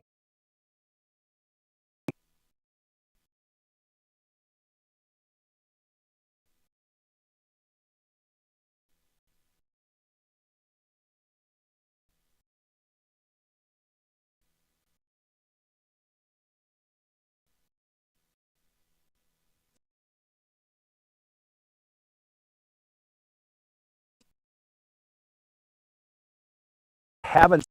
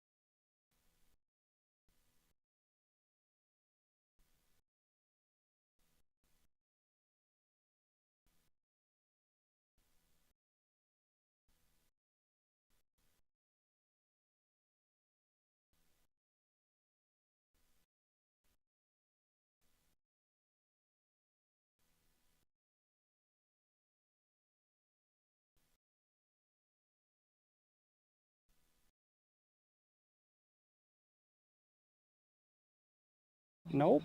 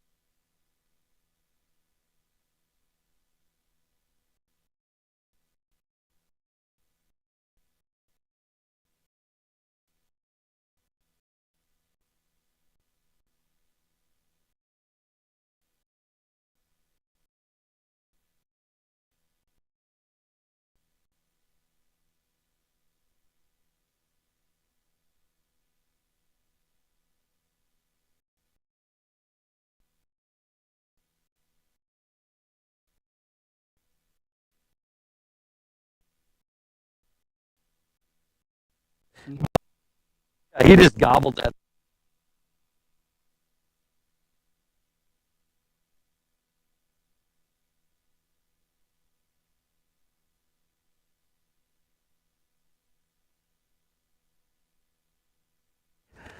Him and I, and then another angler joins us, and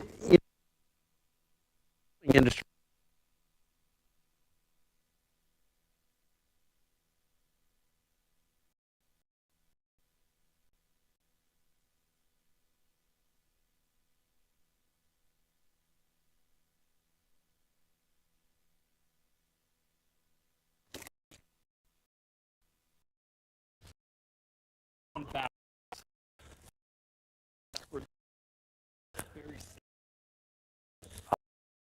So yeah, guy.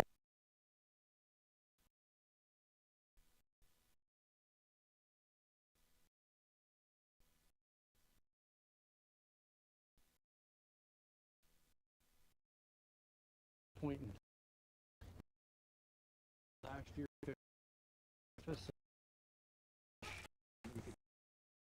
The end of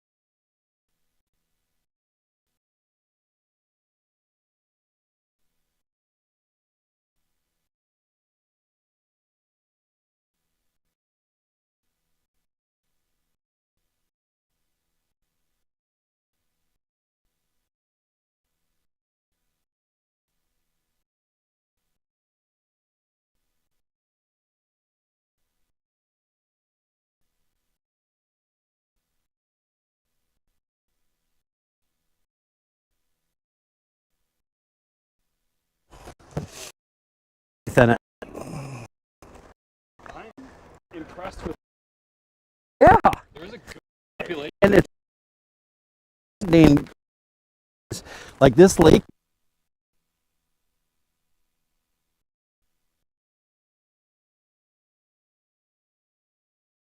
Bluegill.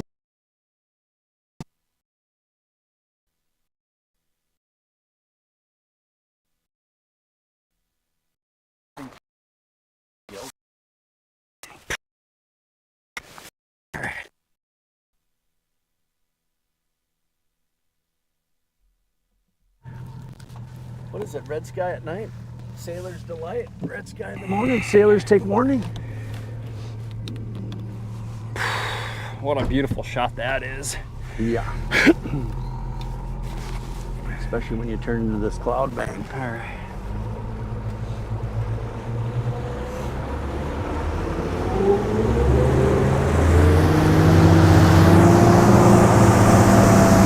Oh, that feels good. Oh.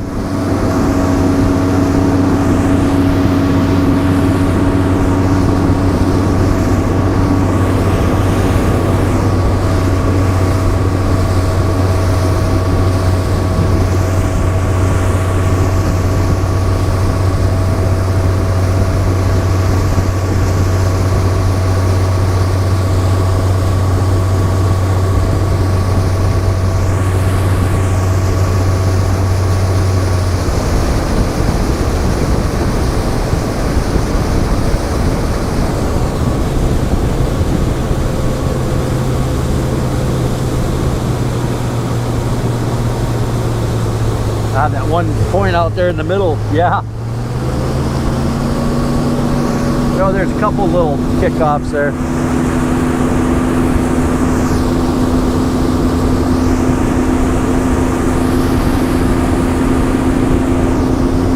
You don't think those people have the most beautiful sunset in the world?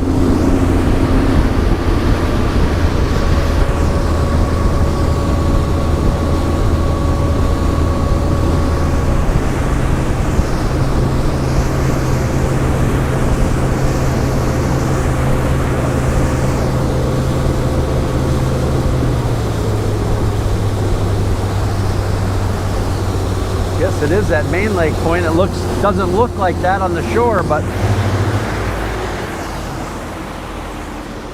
That kind of sticks out a little bit, huh? yeah. Oh, give her a dabble.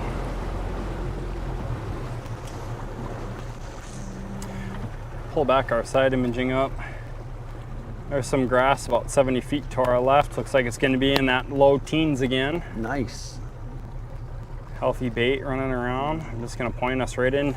I see some Action moving around. Absolutely. Also, you got them reeds up shallow coming out from that steep break. I just have so much confidence in this hair jig, especially this time of night. I want to see it. I know it's going to produce a big bite. Hand-tied by the Newman family. Whoa, whoa, whoa. We got her. Good catch.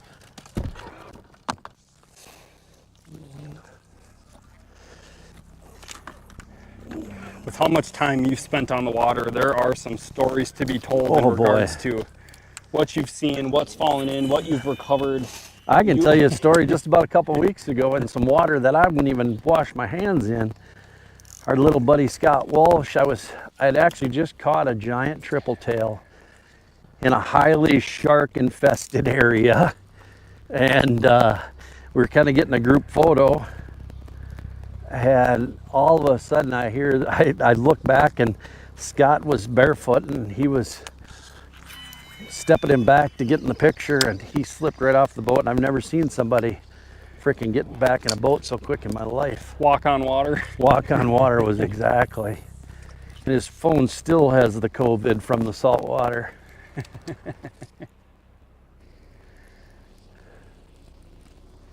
Oh, that just looks juicy. It does. Got him. Got him.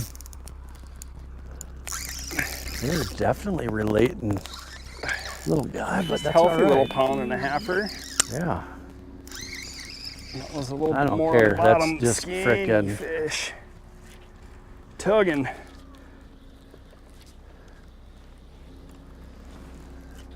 I am happy that sun is not just beaming down on us right now. It is very comfortable out. What do you know about Sitka fishing gear? I don't know anything Isn't that about a it, crazy honestly. thing? It is. I mean, obviously we all know the trend in the hunting industry and the youth with Sitka. Good for them. I mean, Coming into the industry and wanting to play ball, I think that is super cool. well, they did. I mean, okay, there's a great example of another thing in the industry that people never. The clothing part of the industry, or you know, I mean, there's so many aspects to what you can do. Retail sales. I mean, I talk about it all the time with, you know, like a Shields, for example. You walk into a Shields, every associate, and I do a lot of training with Shields. In the spring, we go out to Chamberlain and do a Shields University, or we go to Spirit Lake and they bring sales associates. There is not a retailer besides these smaller shops like Thorne's and some of the other ones that really people actually know what they're talking about, and they take the time and they'll ask you, you know, what are you looking for? You know, what are you going to do? What kind of rod you want? And it's cool to see that there's still retailers out there. But if you want to get in the retail game, I mean, you can retire at the age of 55 if you want to put in your time at Shields. I mean, their ESOP program is absolutely awesome. I've had numerous friends retire at 55 to 60 with multi-millions if you want to be a retail sales. And you get a great opportunity to do a lot of cool things. And Thorne's another one. I mean, those guys are great. You walk in there and Do they accommodate, you know, your seminars and things like that in their presence? Like you're they do. able to. Yep, they it's so all the retail or all the manufacturers actually in the spring go out and they'll bring 60 some employees, and they aren't just fishing employees. They're from shoe department. I mean, for example, the Eden Prairie Shields has 92 specialty departments, and that's everything from, you know, Legoland to clothing to footwear to whatever.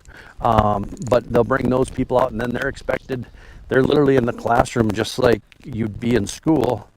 And when they get done at the end of the week, they take a test, and then they have to go back and teach all the other employees on the product. So it doesn't matter if you're a shoe salesman, if they want you to be able to sell fishing equipment, no fishing equipment. They have been known to be the most knowledgeable.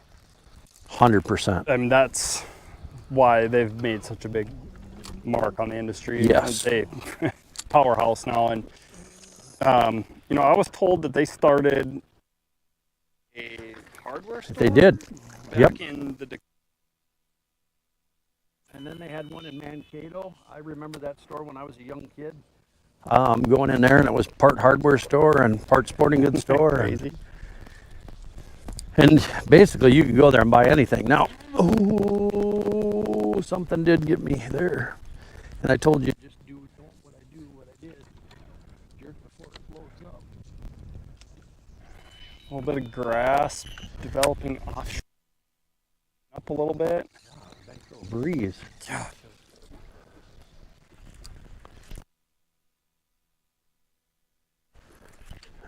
And you just swim that thing back and just pop the heck out of it. I just pop it every now and then when I feel some grass.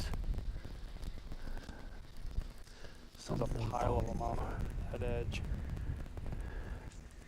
And I'll throw basically two colors, a white one and a green pumpkin. If the lake has primarily, you know, clear body of water, I'll throw the green pumpkin. And if the lake's stained and has a lot of crappies, I'll throw the white one. But it's a bait that I have grown to love. And honestly, you can catch pretty much everything on it. Tarpon, frick, smallmouth.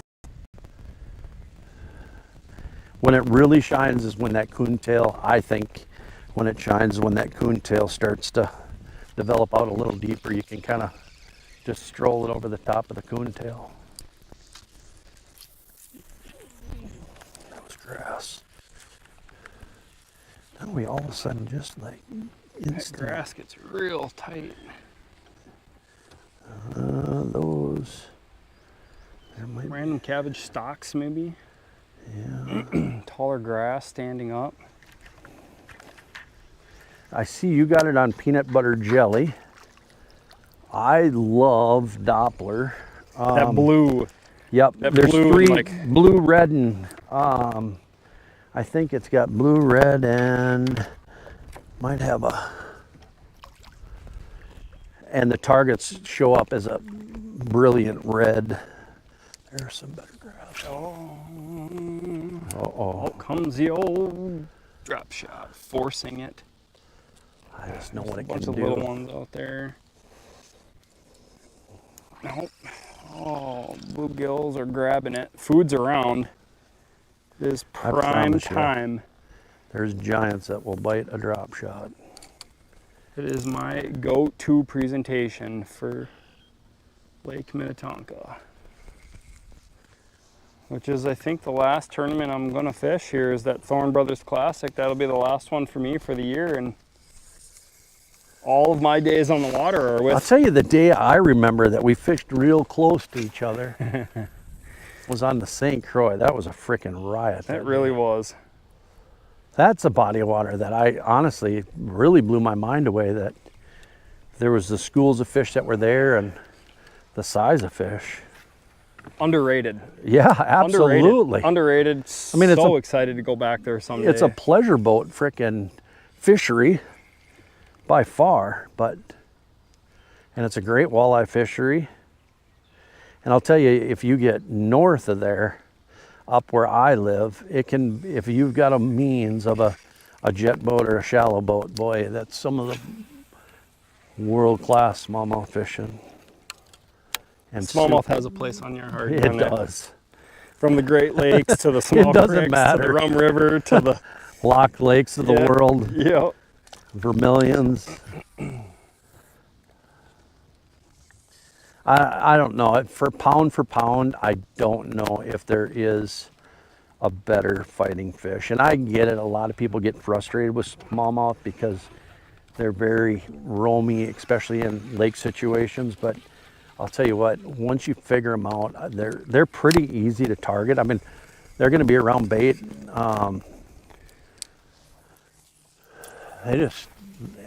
They fight. Absolutely. The only thing I wish we had in Minnesota that we don't have is spots. The spotted bass are just a mean version. I mean, and they come from miles. Did you get one there? Little guy. I'm just toggling him in here. Look at that thing. That's so aggressive. Tube half is the like size. choking him. Yeah. He didn't care. They are aggressive. Oh, there's some good weed now. Just like you said, random stuff. It's just kind of patchy. Some bluegill beds out there. Yes, there is. Can't see that on forward facing. Nope. But it's always a good sign. I don't care what time of year. Yeah, and that Bunch of point. them. Oh, yeah. No wonder why you caught that little sucker there. Had it flash back. There's a wall. Yeah, there is. Point kind of tricks you. You think that the point's over there, but that map is fairly accurate. that map is 100% accurate. You know, and before the maps were as good as they were, all you could do was idle around and scan. Yeah, 100%. And 2D down imaging, and mark whatever. stuff that you thought looked good. I mean, not be able to, see it and recreate it. Just mark stuff that you thought looked good. I'm still a sucker for Google Earth and a lot of these other. What is going on there? There's so much. I mean, people ask, how do I, go to a different body of water? Do an internet search. I'm telling you, it's freaking amazing what you can learn. And you got to be careful with AI stuff now and social media, but. Gal, they're aggressive down there. There's a school sitting off this clump of grass somewhere, and we are going to double up. Ooh. I have a feeling. That poor worm of yours. Uh-oh. Where is this? And I am such a get off the grid and find something that other people aren't fishing type of an angler. Mm-hmm. I love finding something off the map to myself in an awkward depth range. Something that just isn't your ordinary, whether it's flipping a hard spot in the grass and finding the needle in a haystack. What is that? I know what it is. Walters. Nope. Big old pickerel. Nope. Ooh! I seen that school sitting out there and I'm like, that's just Too good. Too juicy. I mean, and they're just out there off. Got him? Yeah. There we go. My man finds the school. Oh, you almost could catch a couple more of them, huh? Yeah. They are just sitting right out there. They are just out there. Cast out there and catch one. There's a few more off to the left, but sitting down in about 15. And I mean, they're just off this point out in no man's land. And there again, prime example of what you can learn by paying attention to your electronics. I mean, they're out there in no man's land.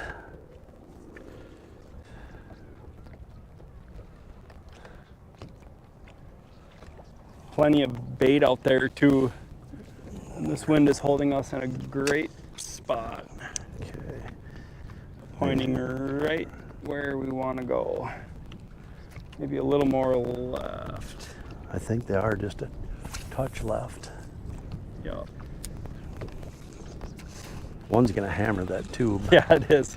Boom. Yes, it is. But it's coming back pretty dirty now. That scummy bottom is going to be my nemesis here for the next 2 minutes. Yeah, they are left because there was one suspended.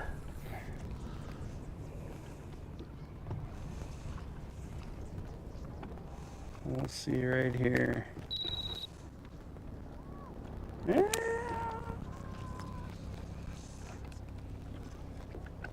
A couple sitting out there. Yep. And you never know, you go just another 15 feet and Well, that's the thing. it's like, how is that the juice? Oh. And you know, you spend enough time with anglers that can sit in one spot and milk an entire area for an hour. You know, Aaron Teal is really good at sitting in one spot for a very long time. And just picking out. And I can't do it. Go. Some good. There's thick grass right there too, Yep. huh?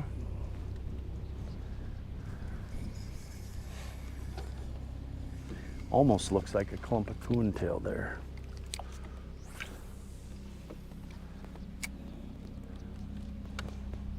No, this spot's good for a couple more. Oh, where was that? Right there. 60? 60 off to here. That outside again. Almost same spot. A little far, but it'll work right back to him. Yep. Home for you now is Cambridge. Yep. Yeah, I live in between Cambridge and North Branch, up kind of by East and West Rush. So I've got some great fisheries up there. How you do? Walleye fisheries? Yeah, Rush has a really good walleye fishery. Goose Lake has a great fishery. It's a great largemouth fishery too.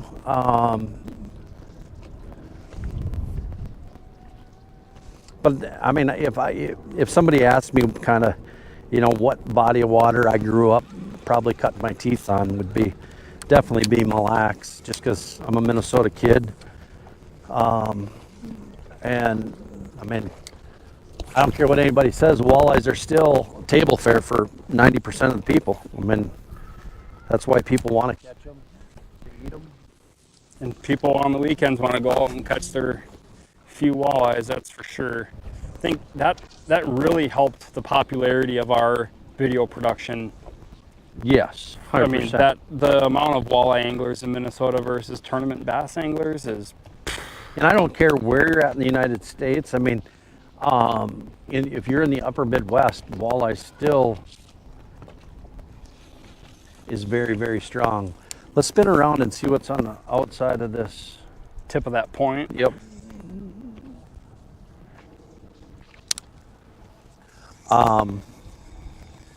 Yeah, walleye industry is very, very strong. I mean, if you look at our views that Robert Cardenas does on the National Walleye Tour, they're off the charts. They're better than like he does them for Texas Tournament Trail.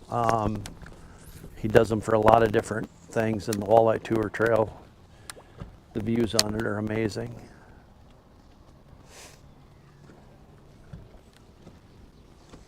I try my hardest to not always look at the performance of some of these videos and continue to do it just because I want to do it. Yeah. You know, I think that's probably the biggest downfall to being newer in that part of the industry is you're judging your success based off of numbers when people are thriving for information. I mean, yeah. I don't care what it is. I don't care if it's horses. I don't care if it's fishing. I don't care if it's hunting, food plots, animals, dogs, whatever. People are thriving for information, and that's why they right. There's a couple little ones in there. And you're right, and I'm guilty of it. I do a lot of social media stuff. I don't do enough. I'm getting better at it now, especially with the TV aspect of it. But if you're the guy and want to produce videos and like having a camera running in front of your face and you like teaching, that's a great way to get people involved in the sport. Because I guarantee you, people will sit down and watch it. You watch live fishing, bass. I'll sit there and watch that forever and ever and ever. And I giggle at the people that sit there and watch it and say, well, it's no fun to watch somebody, use forward-facing sonar. And I'll tell you, guys have got it figured out now. Kyle Patrick, a bunch of these guys have got it figured out. Drake Herds, Tom Wynn. Here's a great, I'm going to just say this story real quick. Tom Wynn, Yep. young kid, and he's not young, he's in his 40s. Came up from Arkansas, was a pond bass fisherman. Didn't really very seldom ever fished a lake. Well, his first tournament he ever fished on, I'm pretty sure was Leech Lake, just on a whim. No pun intended. No. Like just Yeah. I'm gonna. But he went and bought a nitro bass boat and a 32 LV and freaking learned how to use it and started whooping everybody's butt. But what Tom is and what he has done for this industry in the short time that he's been a part of it is absolutely amazing. He's created Tom Wynn University. He is the nicest guy you'll ever meet. He is literally will do just what you were doing at the dock and take people out in his boat and teach them how to read their electronics, takes fire departments out, rescue crews out, teaches them how to use their electronics. And what he's given back in the industry in the short time he's been here is absolutely amazing. And he's been rewarded. I mean, he's won championships. So the guy's just a great dude. So if you want to learn more about electronics, go check out Tom Wynn, because the dude is absolutely amazing with his electronics. See, and therein lies part of the answer to my question, right? Like, he's created something now that it touches more people than he can physically present himself personally, in. 100%. Yeah, right. Like that alone. Well, okay. Does kind of like answers my question. Yep. Because if he can even represent himself and teach the kids etiquette and personality and discipline and all the things without having to, physically go, he just is more efficient doing it. He moved up to Fargo to go to NDSU and met a family. They own some nail salons. He started working in a nail salon, built a nail salon, or built his own nail salon, and has 2 or 3 nail salons now, and very successful. Now he's going to do a TED's talk. I mean, the dude's just amazing. But when you set your mind, there's one of your friends there. You see him down there? Pick rolls? Oh yeah. But I mean, he just never quits going. He gives back, he takes kids out fishing. But, okay, so getting back to, you touched a couple kids at the dock. We don't know how many people are watching this video, and all the videos you do with the Champions Tour and breaking it down with anglers such as Aaron Teal and things like that. Kids will watch that, and so how do you really know how many kids you touch? You don't, right? Yeah, impact in a positive way and try. Yes. Oh. Yep, there we go. There's a cluster of a few of them down there actually. Downwind, inside turn, a little bit of grass, and a marked course. It's a recipe for a great closure, my man. Let me tell you. Yep, that sounds about right. Come on.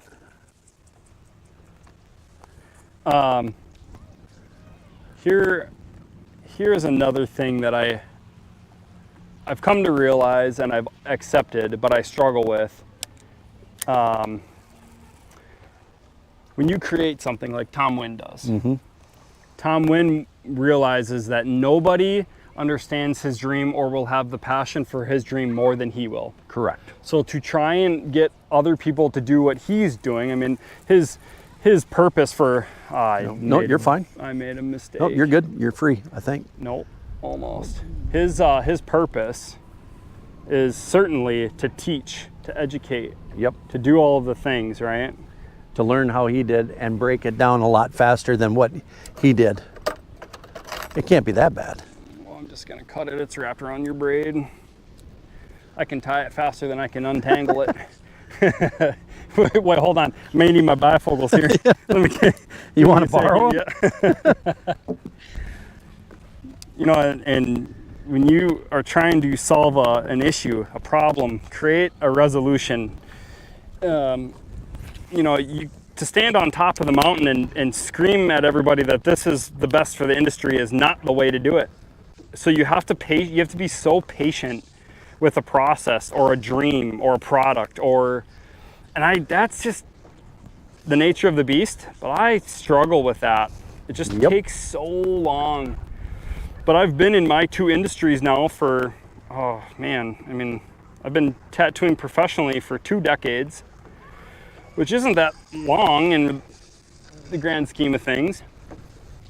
How many young... But I've only been... How many young tattoo artists... How many young tattoo artists are there coming up? Oh, well... Or is it kind of a lost... Quite a few. Quite a few, but I struggle with how they're taught, and I struggle with how it's very similar to the fishing industry. Yep. Everyone wants the quick win, the quick success. You know, they don't want to put the time in. And with today's technology, you can, you know, basically overlay a print. It's not the artistic aspect of what you used to do, or no, that has all changed drastically. It really has. God, and I just went right over you again, you're didn't fine. I? Go right over the top of me. Looking over there thinking, God, was that his line up there? No, it can't be.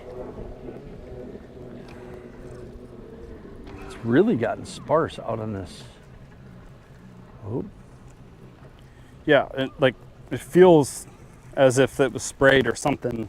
Yes, I agree. You know, and I know it's a popular lake for wreck, and there's some beautiful homes. Oh, no. Little. It's not the one. Not the one. It's not. Hey, it's one, but not the one. There's some grass over here. I wonder. Oh, yeah. I wonder if it's not just being a little bit closer to that.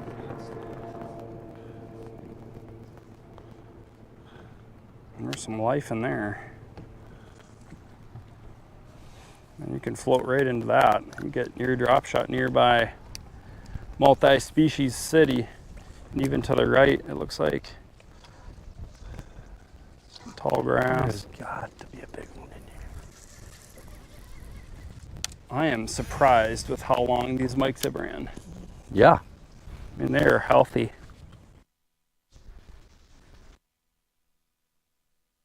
They are healthy. And there was so much that I picked up from your, dude, I had no idea, A, that you were riding bulls and doing all that crazy stuff. You said Montana? No, it's South Texas. South Texas. I had no idea that you were, how did I not know you were filming episodes of Lake Commandos? You're just doing so much more in the industry than Yeah, I mean, majority, like, it that gets is incredible. That's taxing. Like, that's a lot going on. it gets busy. I mean, last year there's nothing more than I love to do. I've got 3 labs at home. I've grown up with English pointers. I've grown up with English cockers, springers. But now I have labs, and there's nothing more I like to do in the fall than hunt. But last year when this opportunity came up, we had to get 13 episodes shot between August, and we ended up shooting quarter. And so I spent most of my fall, and thank goodness we had a warm fall and we could actually go fishing a good portion of it, and then we saltwater fishing. So I didn't get the opportunity to do any hunting last fall, but that's kind of my off season, is when I get to go hunting with my buddies out in South Dakota or wherever we go, Nebraska, Iowa. And you don't bring a fishing rod, do you? And I don't bring a fishing rod. Better one? Oh yeah.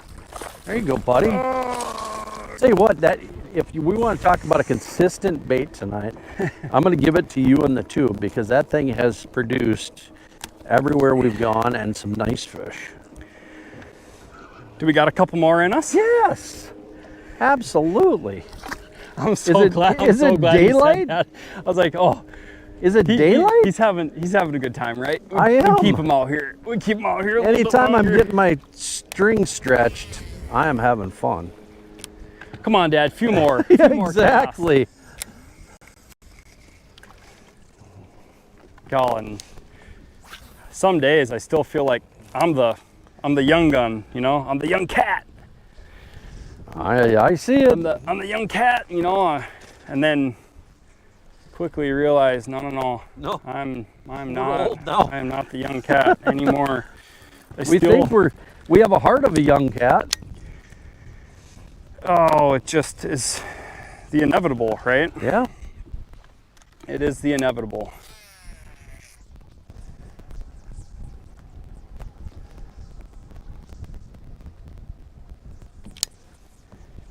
And there is a pile on that edge. Yeah. If I can get it to sit right where they want Ooh. it. Yep. Ooh. Oh, he went down for it. Something went down for it. I don't know if it was a fish we want. It is. There's a pile of them right there. He's going to grab it.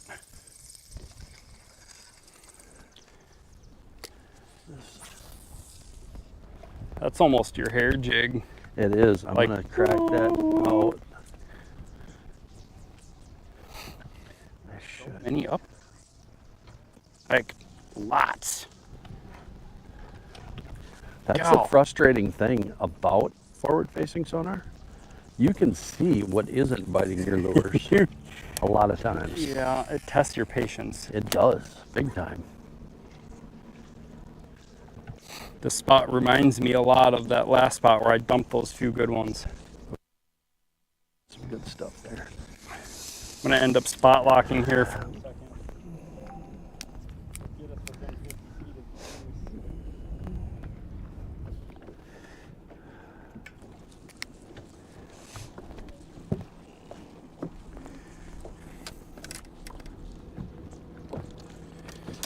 Do you think the fishing industry is in good standing? I think it's great right now. Do you think it?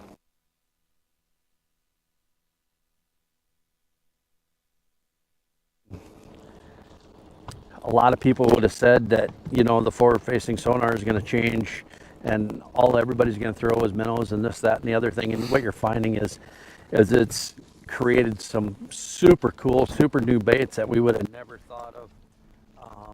And it's just opened up everything. I mean, you're seeing a lot of baits released this week at ICAST. I know we got a lot of new baits coming out. Some are focused towards forward-facing sonar, some are not. Lines gotten better, rods have gotten better, blanks have gotten better, reels have gotten better. Lighter, stronger, 100%, faster, like, yes. smoother. There are a ton of facets to being like a tinkerer in the fishing industry. Oh yeah. I mean, honestly, there's garage bait makers that are absolutely making a killing with baits, because you got to remember these companies, or you know, these giant companies, it takes a long time for them to get the process in the works, get, you know, everybody on board with it, where these mom and pop companies can produce baits like instantly, as long as they can get a mold. Yeah, I mean, the ability to pivot in a smaller business correct. is my strong suit with the rod business, right? Yep. I don't have to go through a standard operating procedure review. I don't have to talk to corporate. I don't have to go through meeting after meeting. I can just dump and go. Yes. Order, pump, roll, next. Yep. And there is. I mean, there's things that come out. I mean, let's talk about the urchin baits. I mean, this thing is blowing up over the last year, literally, to the point where, like, it's the biggest thing, you know, in a long time since shaking a minnow. And now you're seeing more and more companies coming out with them. It started out with, you know, fuzzy baits or dice baits or, you know, things like that. And you're like, where's this going? And now we're throwing baits that basically look like a molecular cell. Yeah. I mean, Giant piece of plastic. yeah, I told my buddy down in Texas that, or my buddy down in Florida, hey, we're going to bring some amoebas down. He's like, that looks like COVID. I'm like, yeah, I'm just going to tell you it's going to work. And Scotty cracked it out on a frickin' triple tail, and that thing came up behind it. Scotty gave it one twitch, and that thing ate it. And I'm like, there you go. It doesn't matter. It's something they haven't seen. Come on, fish. Many of you that are down there. That smoke rolled in. Ooh. That light changed.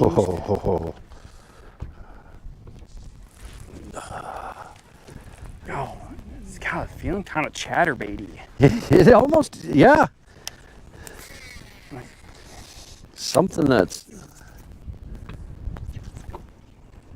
A lot of them are up just a little bit, but there's still a lot that are just hanging out right on those weekends. Being lazy and not retying that jig, but you just feel like there should be. that air is so thick. It is. I mean, it's between the humidity and that smoke. How is it fishing in the front of someone else's boat for a change? I love it. Running the trolling motor. It doesn't. I mean, you give me a floating vessel like a skeeter, I don't care. I'm super excited about the new one, the new FXE. Yeah. We are going to have one, from the sounds of it, after talking to Joe today. Should be one up here in the next week or so. That's what he was saying. He was trying to have it up here for the next event. Yeah, so, I mean, come on out and check that thing out. It's super exciting. There you go. That's, on the tube. Crack, crack. old consistent.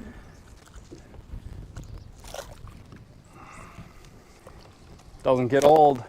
It never gets old getting a Doesn't thump. get old. If it gets old, you're dead. It's not for you. Nope. You have to just need it. You have to need it. I'm very blessed that my better half allows me to do this. Oh, 100. I mean, and me the same way. And you know, my saving grace is that when I met her, I was actually at a fishing tournament, and so she's been with me through it all. And so she understands that, minus that she wants to redo the house and redo a bathroom and paint the house during the You are the handyman, right? No. Oh, I mean, I don't mind doing a few things, but I'm not gonna paint. It'll look like a 3-year-old with a crayon on the walls. And you know, you're a smart man because you didn't impress her out the gate with being able to do all the things. Exactly. You just said, I'm not the guy for this. See, and I you're know my strengths. Yeah, I made that mistake. Yeah, you're an artist, and you can do those things. So, yeah, no, my hands were made for jerking on fish and pulling a trigger.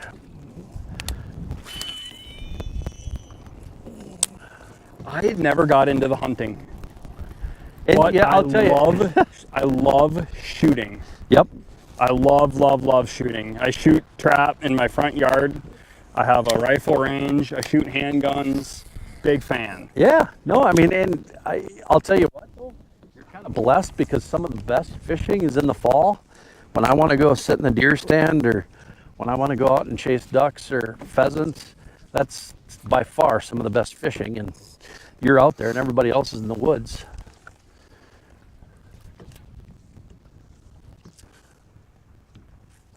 Was there ever any other occupation that you No. did while, like once you picked up fishing, it was you just...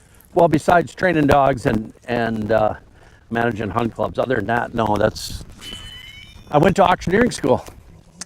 Yeah. Auctioneering school. Mason City, Iowa, back in 1992. My dad grew up in the car business. I grew up in the car business, I should say.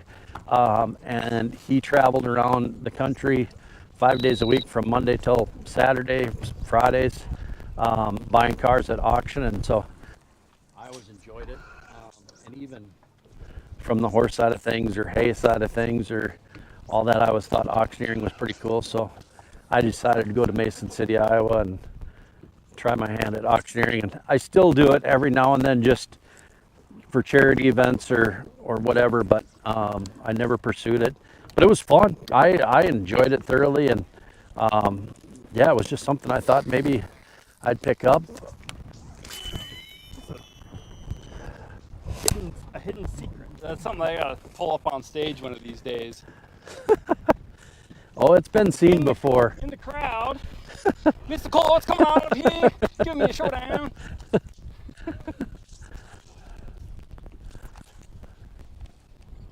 Come on. Healthy patches of grass.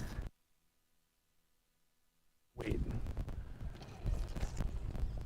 Can't tell if that grass is going to start pushing further and further out because of that green highlighted section, or if we're just running a perfect line. Oh, right in there.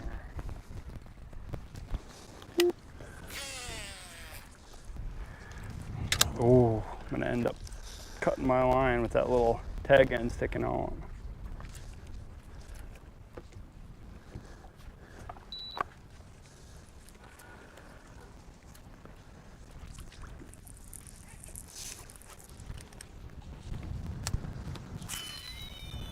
Colin, they were saying no wind. Low. It is low. It is maybe 5 miles an hour. 5. And I think a lot of it has to do with That smoke. that smoke and the heat up there.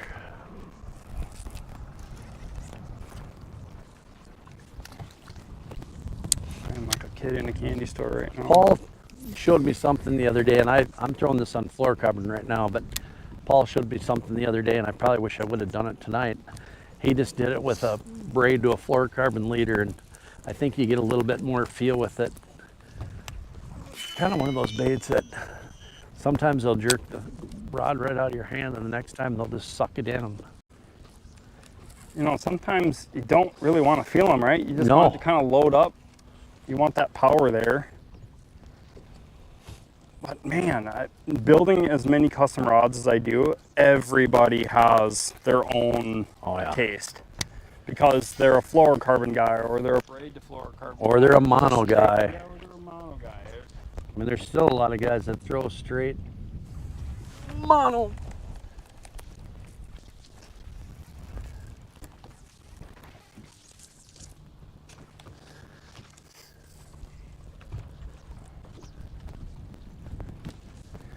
What's around this thing? It's the same break all the way down. We go back into that inside turn where we saw those fish and just Yeah, there was a bunch in there. Has it been hit by another boat today? Does Dane need to throw a chatterbait? I think that cloud cover would push him up a little shallower too. I'm gonna tie another jig on. I just feel like I can move it Get up there just another little while here.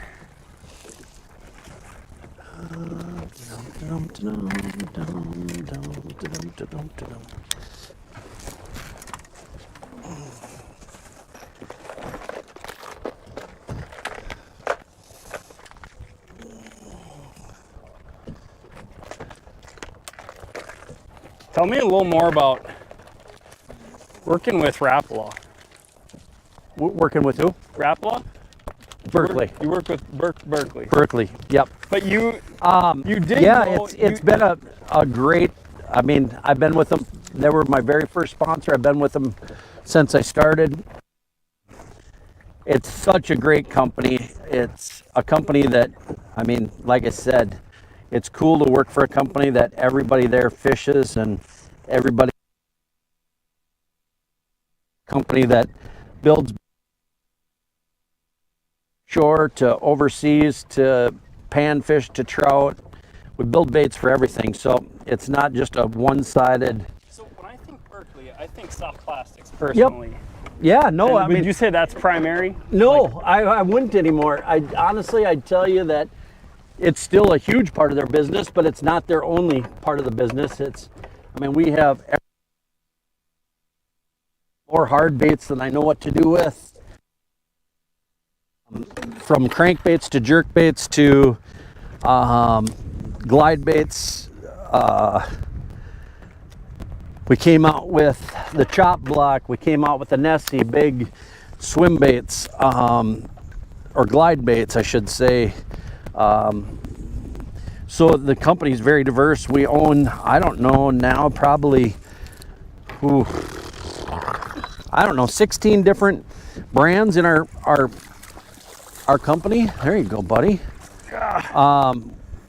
From rods and reels, I think we own 4 or 5 rod brands, from saltwater to freshwater to fly rods.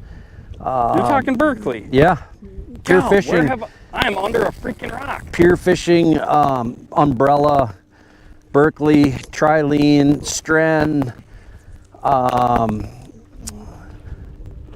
spider wire. We own Fluger, Fenwick, Penn, Hardy. If you're a fly fisherman, Abu Garcia. You're kidding me. Nope.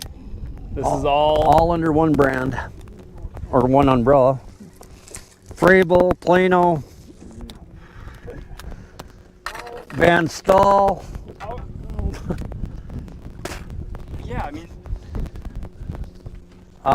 Yeah, it's and I've been, I mean, over the years, I think I've been through 8 or 9 different pro staff directors, but our scientists have all stayed the same. It was a company started by Tom Bonnell down in Spirit Lake, Iowa, and the main portion of our company is down there. Savage Gear is another brand that we own. But anyway, so a lot of our soft plastics are still built in Spirit Lake. A lot of our lines still built in Spirit Lake.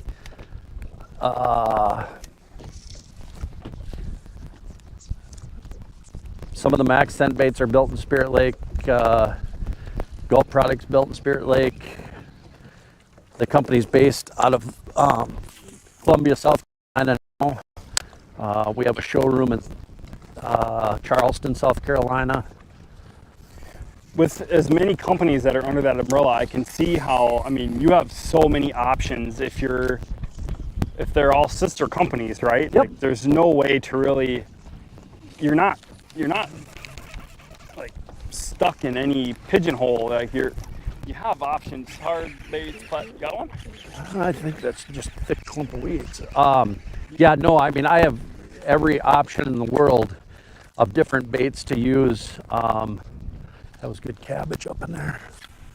So I can understand where, you know, when I think of electronics, and I know some anglers just are so obsessed with one feature, you know, they are married to that You look brand. at the successful, I mean, a lot of the very successful anglers, they have all three brands on their boat. Yes.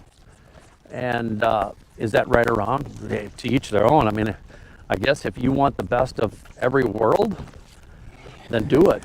And that is one of the cool things with, you know, like a company like Pure Fishing, where we have so many different brands. I mean, I get the opportunity to use all sorts of different rods and reels. I've been a family guy pretty much my whole life. But I mean, we have Abu Garcia, we have Hardy, Fluger, Penn. We use a lot of Penn stuff in the saltwater. So yeah, it's just a cool company to work for. Like I said, like one of my best friends that's been there, I think he's been there 30 years. He's a fishery biologist, dude, and the stuff I've learned from him, Mark Sexton, John Prock now, I mean, it's absolutely insane. There's only two guys in the company that know the formula for all the baits. Really? Yep. When we build a particular bait, let's just use Maxent, there's only two guys that actually know the formula. John Prochnow, our lead scientist, and then Mark Sexton, just in case something happens to one or the other. And that will get passed down when one retires, but, and they actually use, good one? No, came off They there. actually use, when it goes to the floor to get built, there's actually different codes that get used for each material so that people can never figure it out, even, you know, the people out on the floor that are building it. It's crazy. I mean, it's absolutely insane. Science. It is a mad science project. We've got a rod building facility within Spirit Lake, Iowa, that can test different blanks and different components and different resins and different types of stuff that go into rod building. And they have a room where they can make full-length casts and see how a rod reacts. They can flex rods. We have rooms where we can tell how many rolls a bait gets per second. We have a casting tank that's 20 foot deep that we can actually go down underground and see what the bait's doing from below the water perspective. That's, I don't know, probably, what is it? It's 30 foot long, something like that, 40 foot long. Unreal. And We have a racetrack in there. When I say racetrack, it actually has individual fish cages along the side of it. Look at you and your tube. It has a racetrack that we can hook a lure up to, and then we can release fish out in time and see how they react and see how many times they strike a bait versus don't. I mean, the amount of science that people don't realize goes into it. A lot of companies build 90% of their baits off of CAD machines and computers and try to create the actions where we can actually test them. And no bait comes out of that factory without getting actually physically tested between multiple boats against competitive brands or our brand or a different formula of that same bait before it comes to market. And we actually keep track of that, where somebody sits in a boat and watches people catch fish and keeps track of how many bites or how many hookups or. And that's why a lot of people don't understand when we release a bait, why it took so long for that bait to come out. It was, you know, Dan Spangler, probably one of the best hard bait designers that I've ever met. The kid's just a genius. I mean, he'll literally, there we go. He'll literally test multiple baits until he gets the right roll or right action that he wants to see. You cracking a jig? I am finally.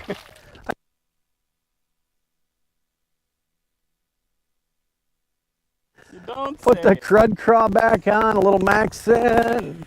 See if we can Bring some fricking, science to maple. yeah, get one to eat it.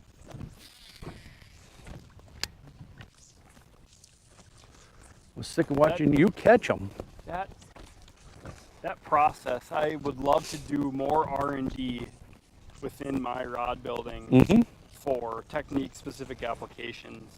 It does require manpower and bodies. Yep, Right. it does. And the other thing I'll tell you, and I'll tell the consumer or any aspiring angler or whatever, just because somebody uses a rod for a certain technique doesn't mean you're going to use that same rod for that same technique. Right. I can tell you right now, our number one Fenwick World Class is a 7.2 medium light walleye series, compared to a 7.1 medium light in the bass series. All the bass guys are using the walleye rod.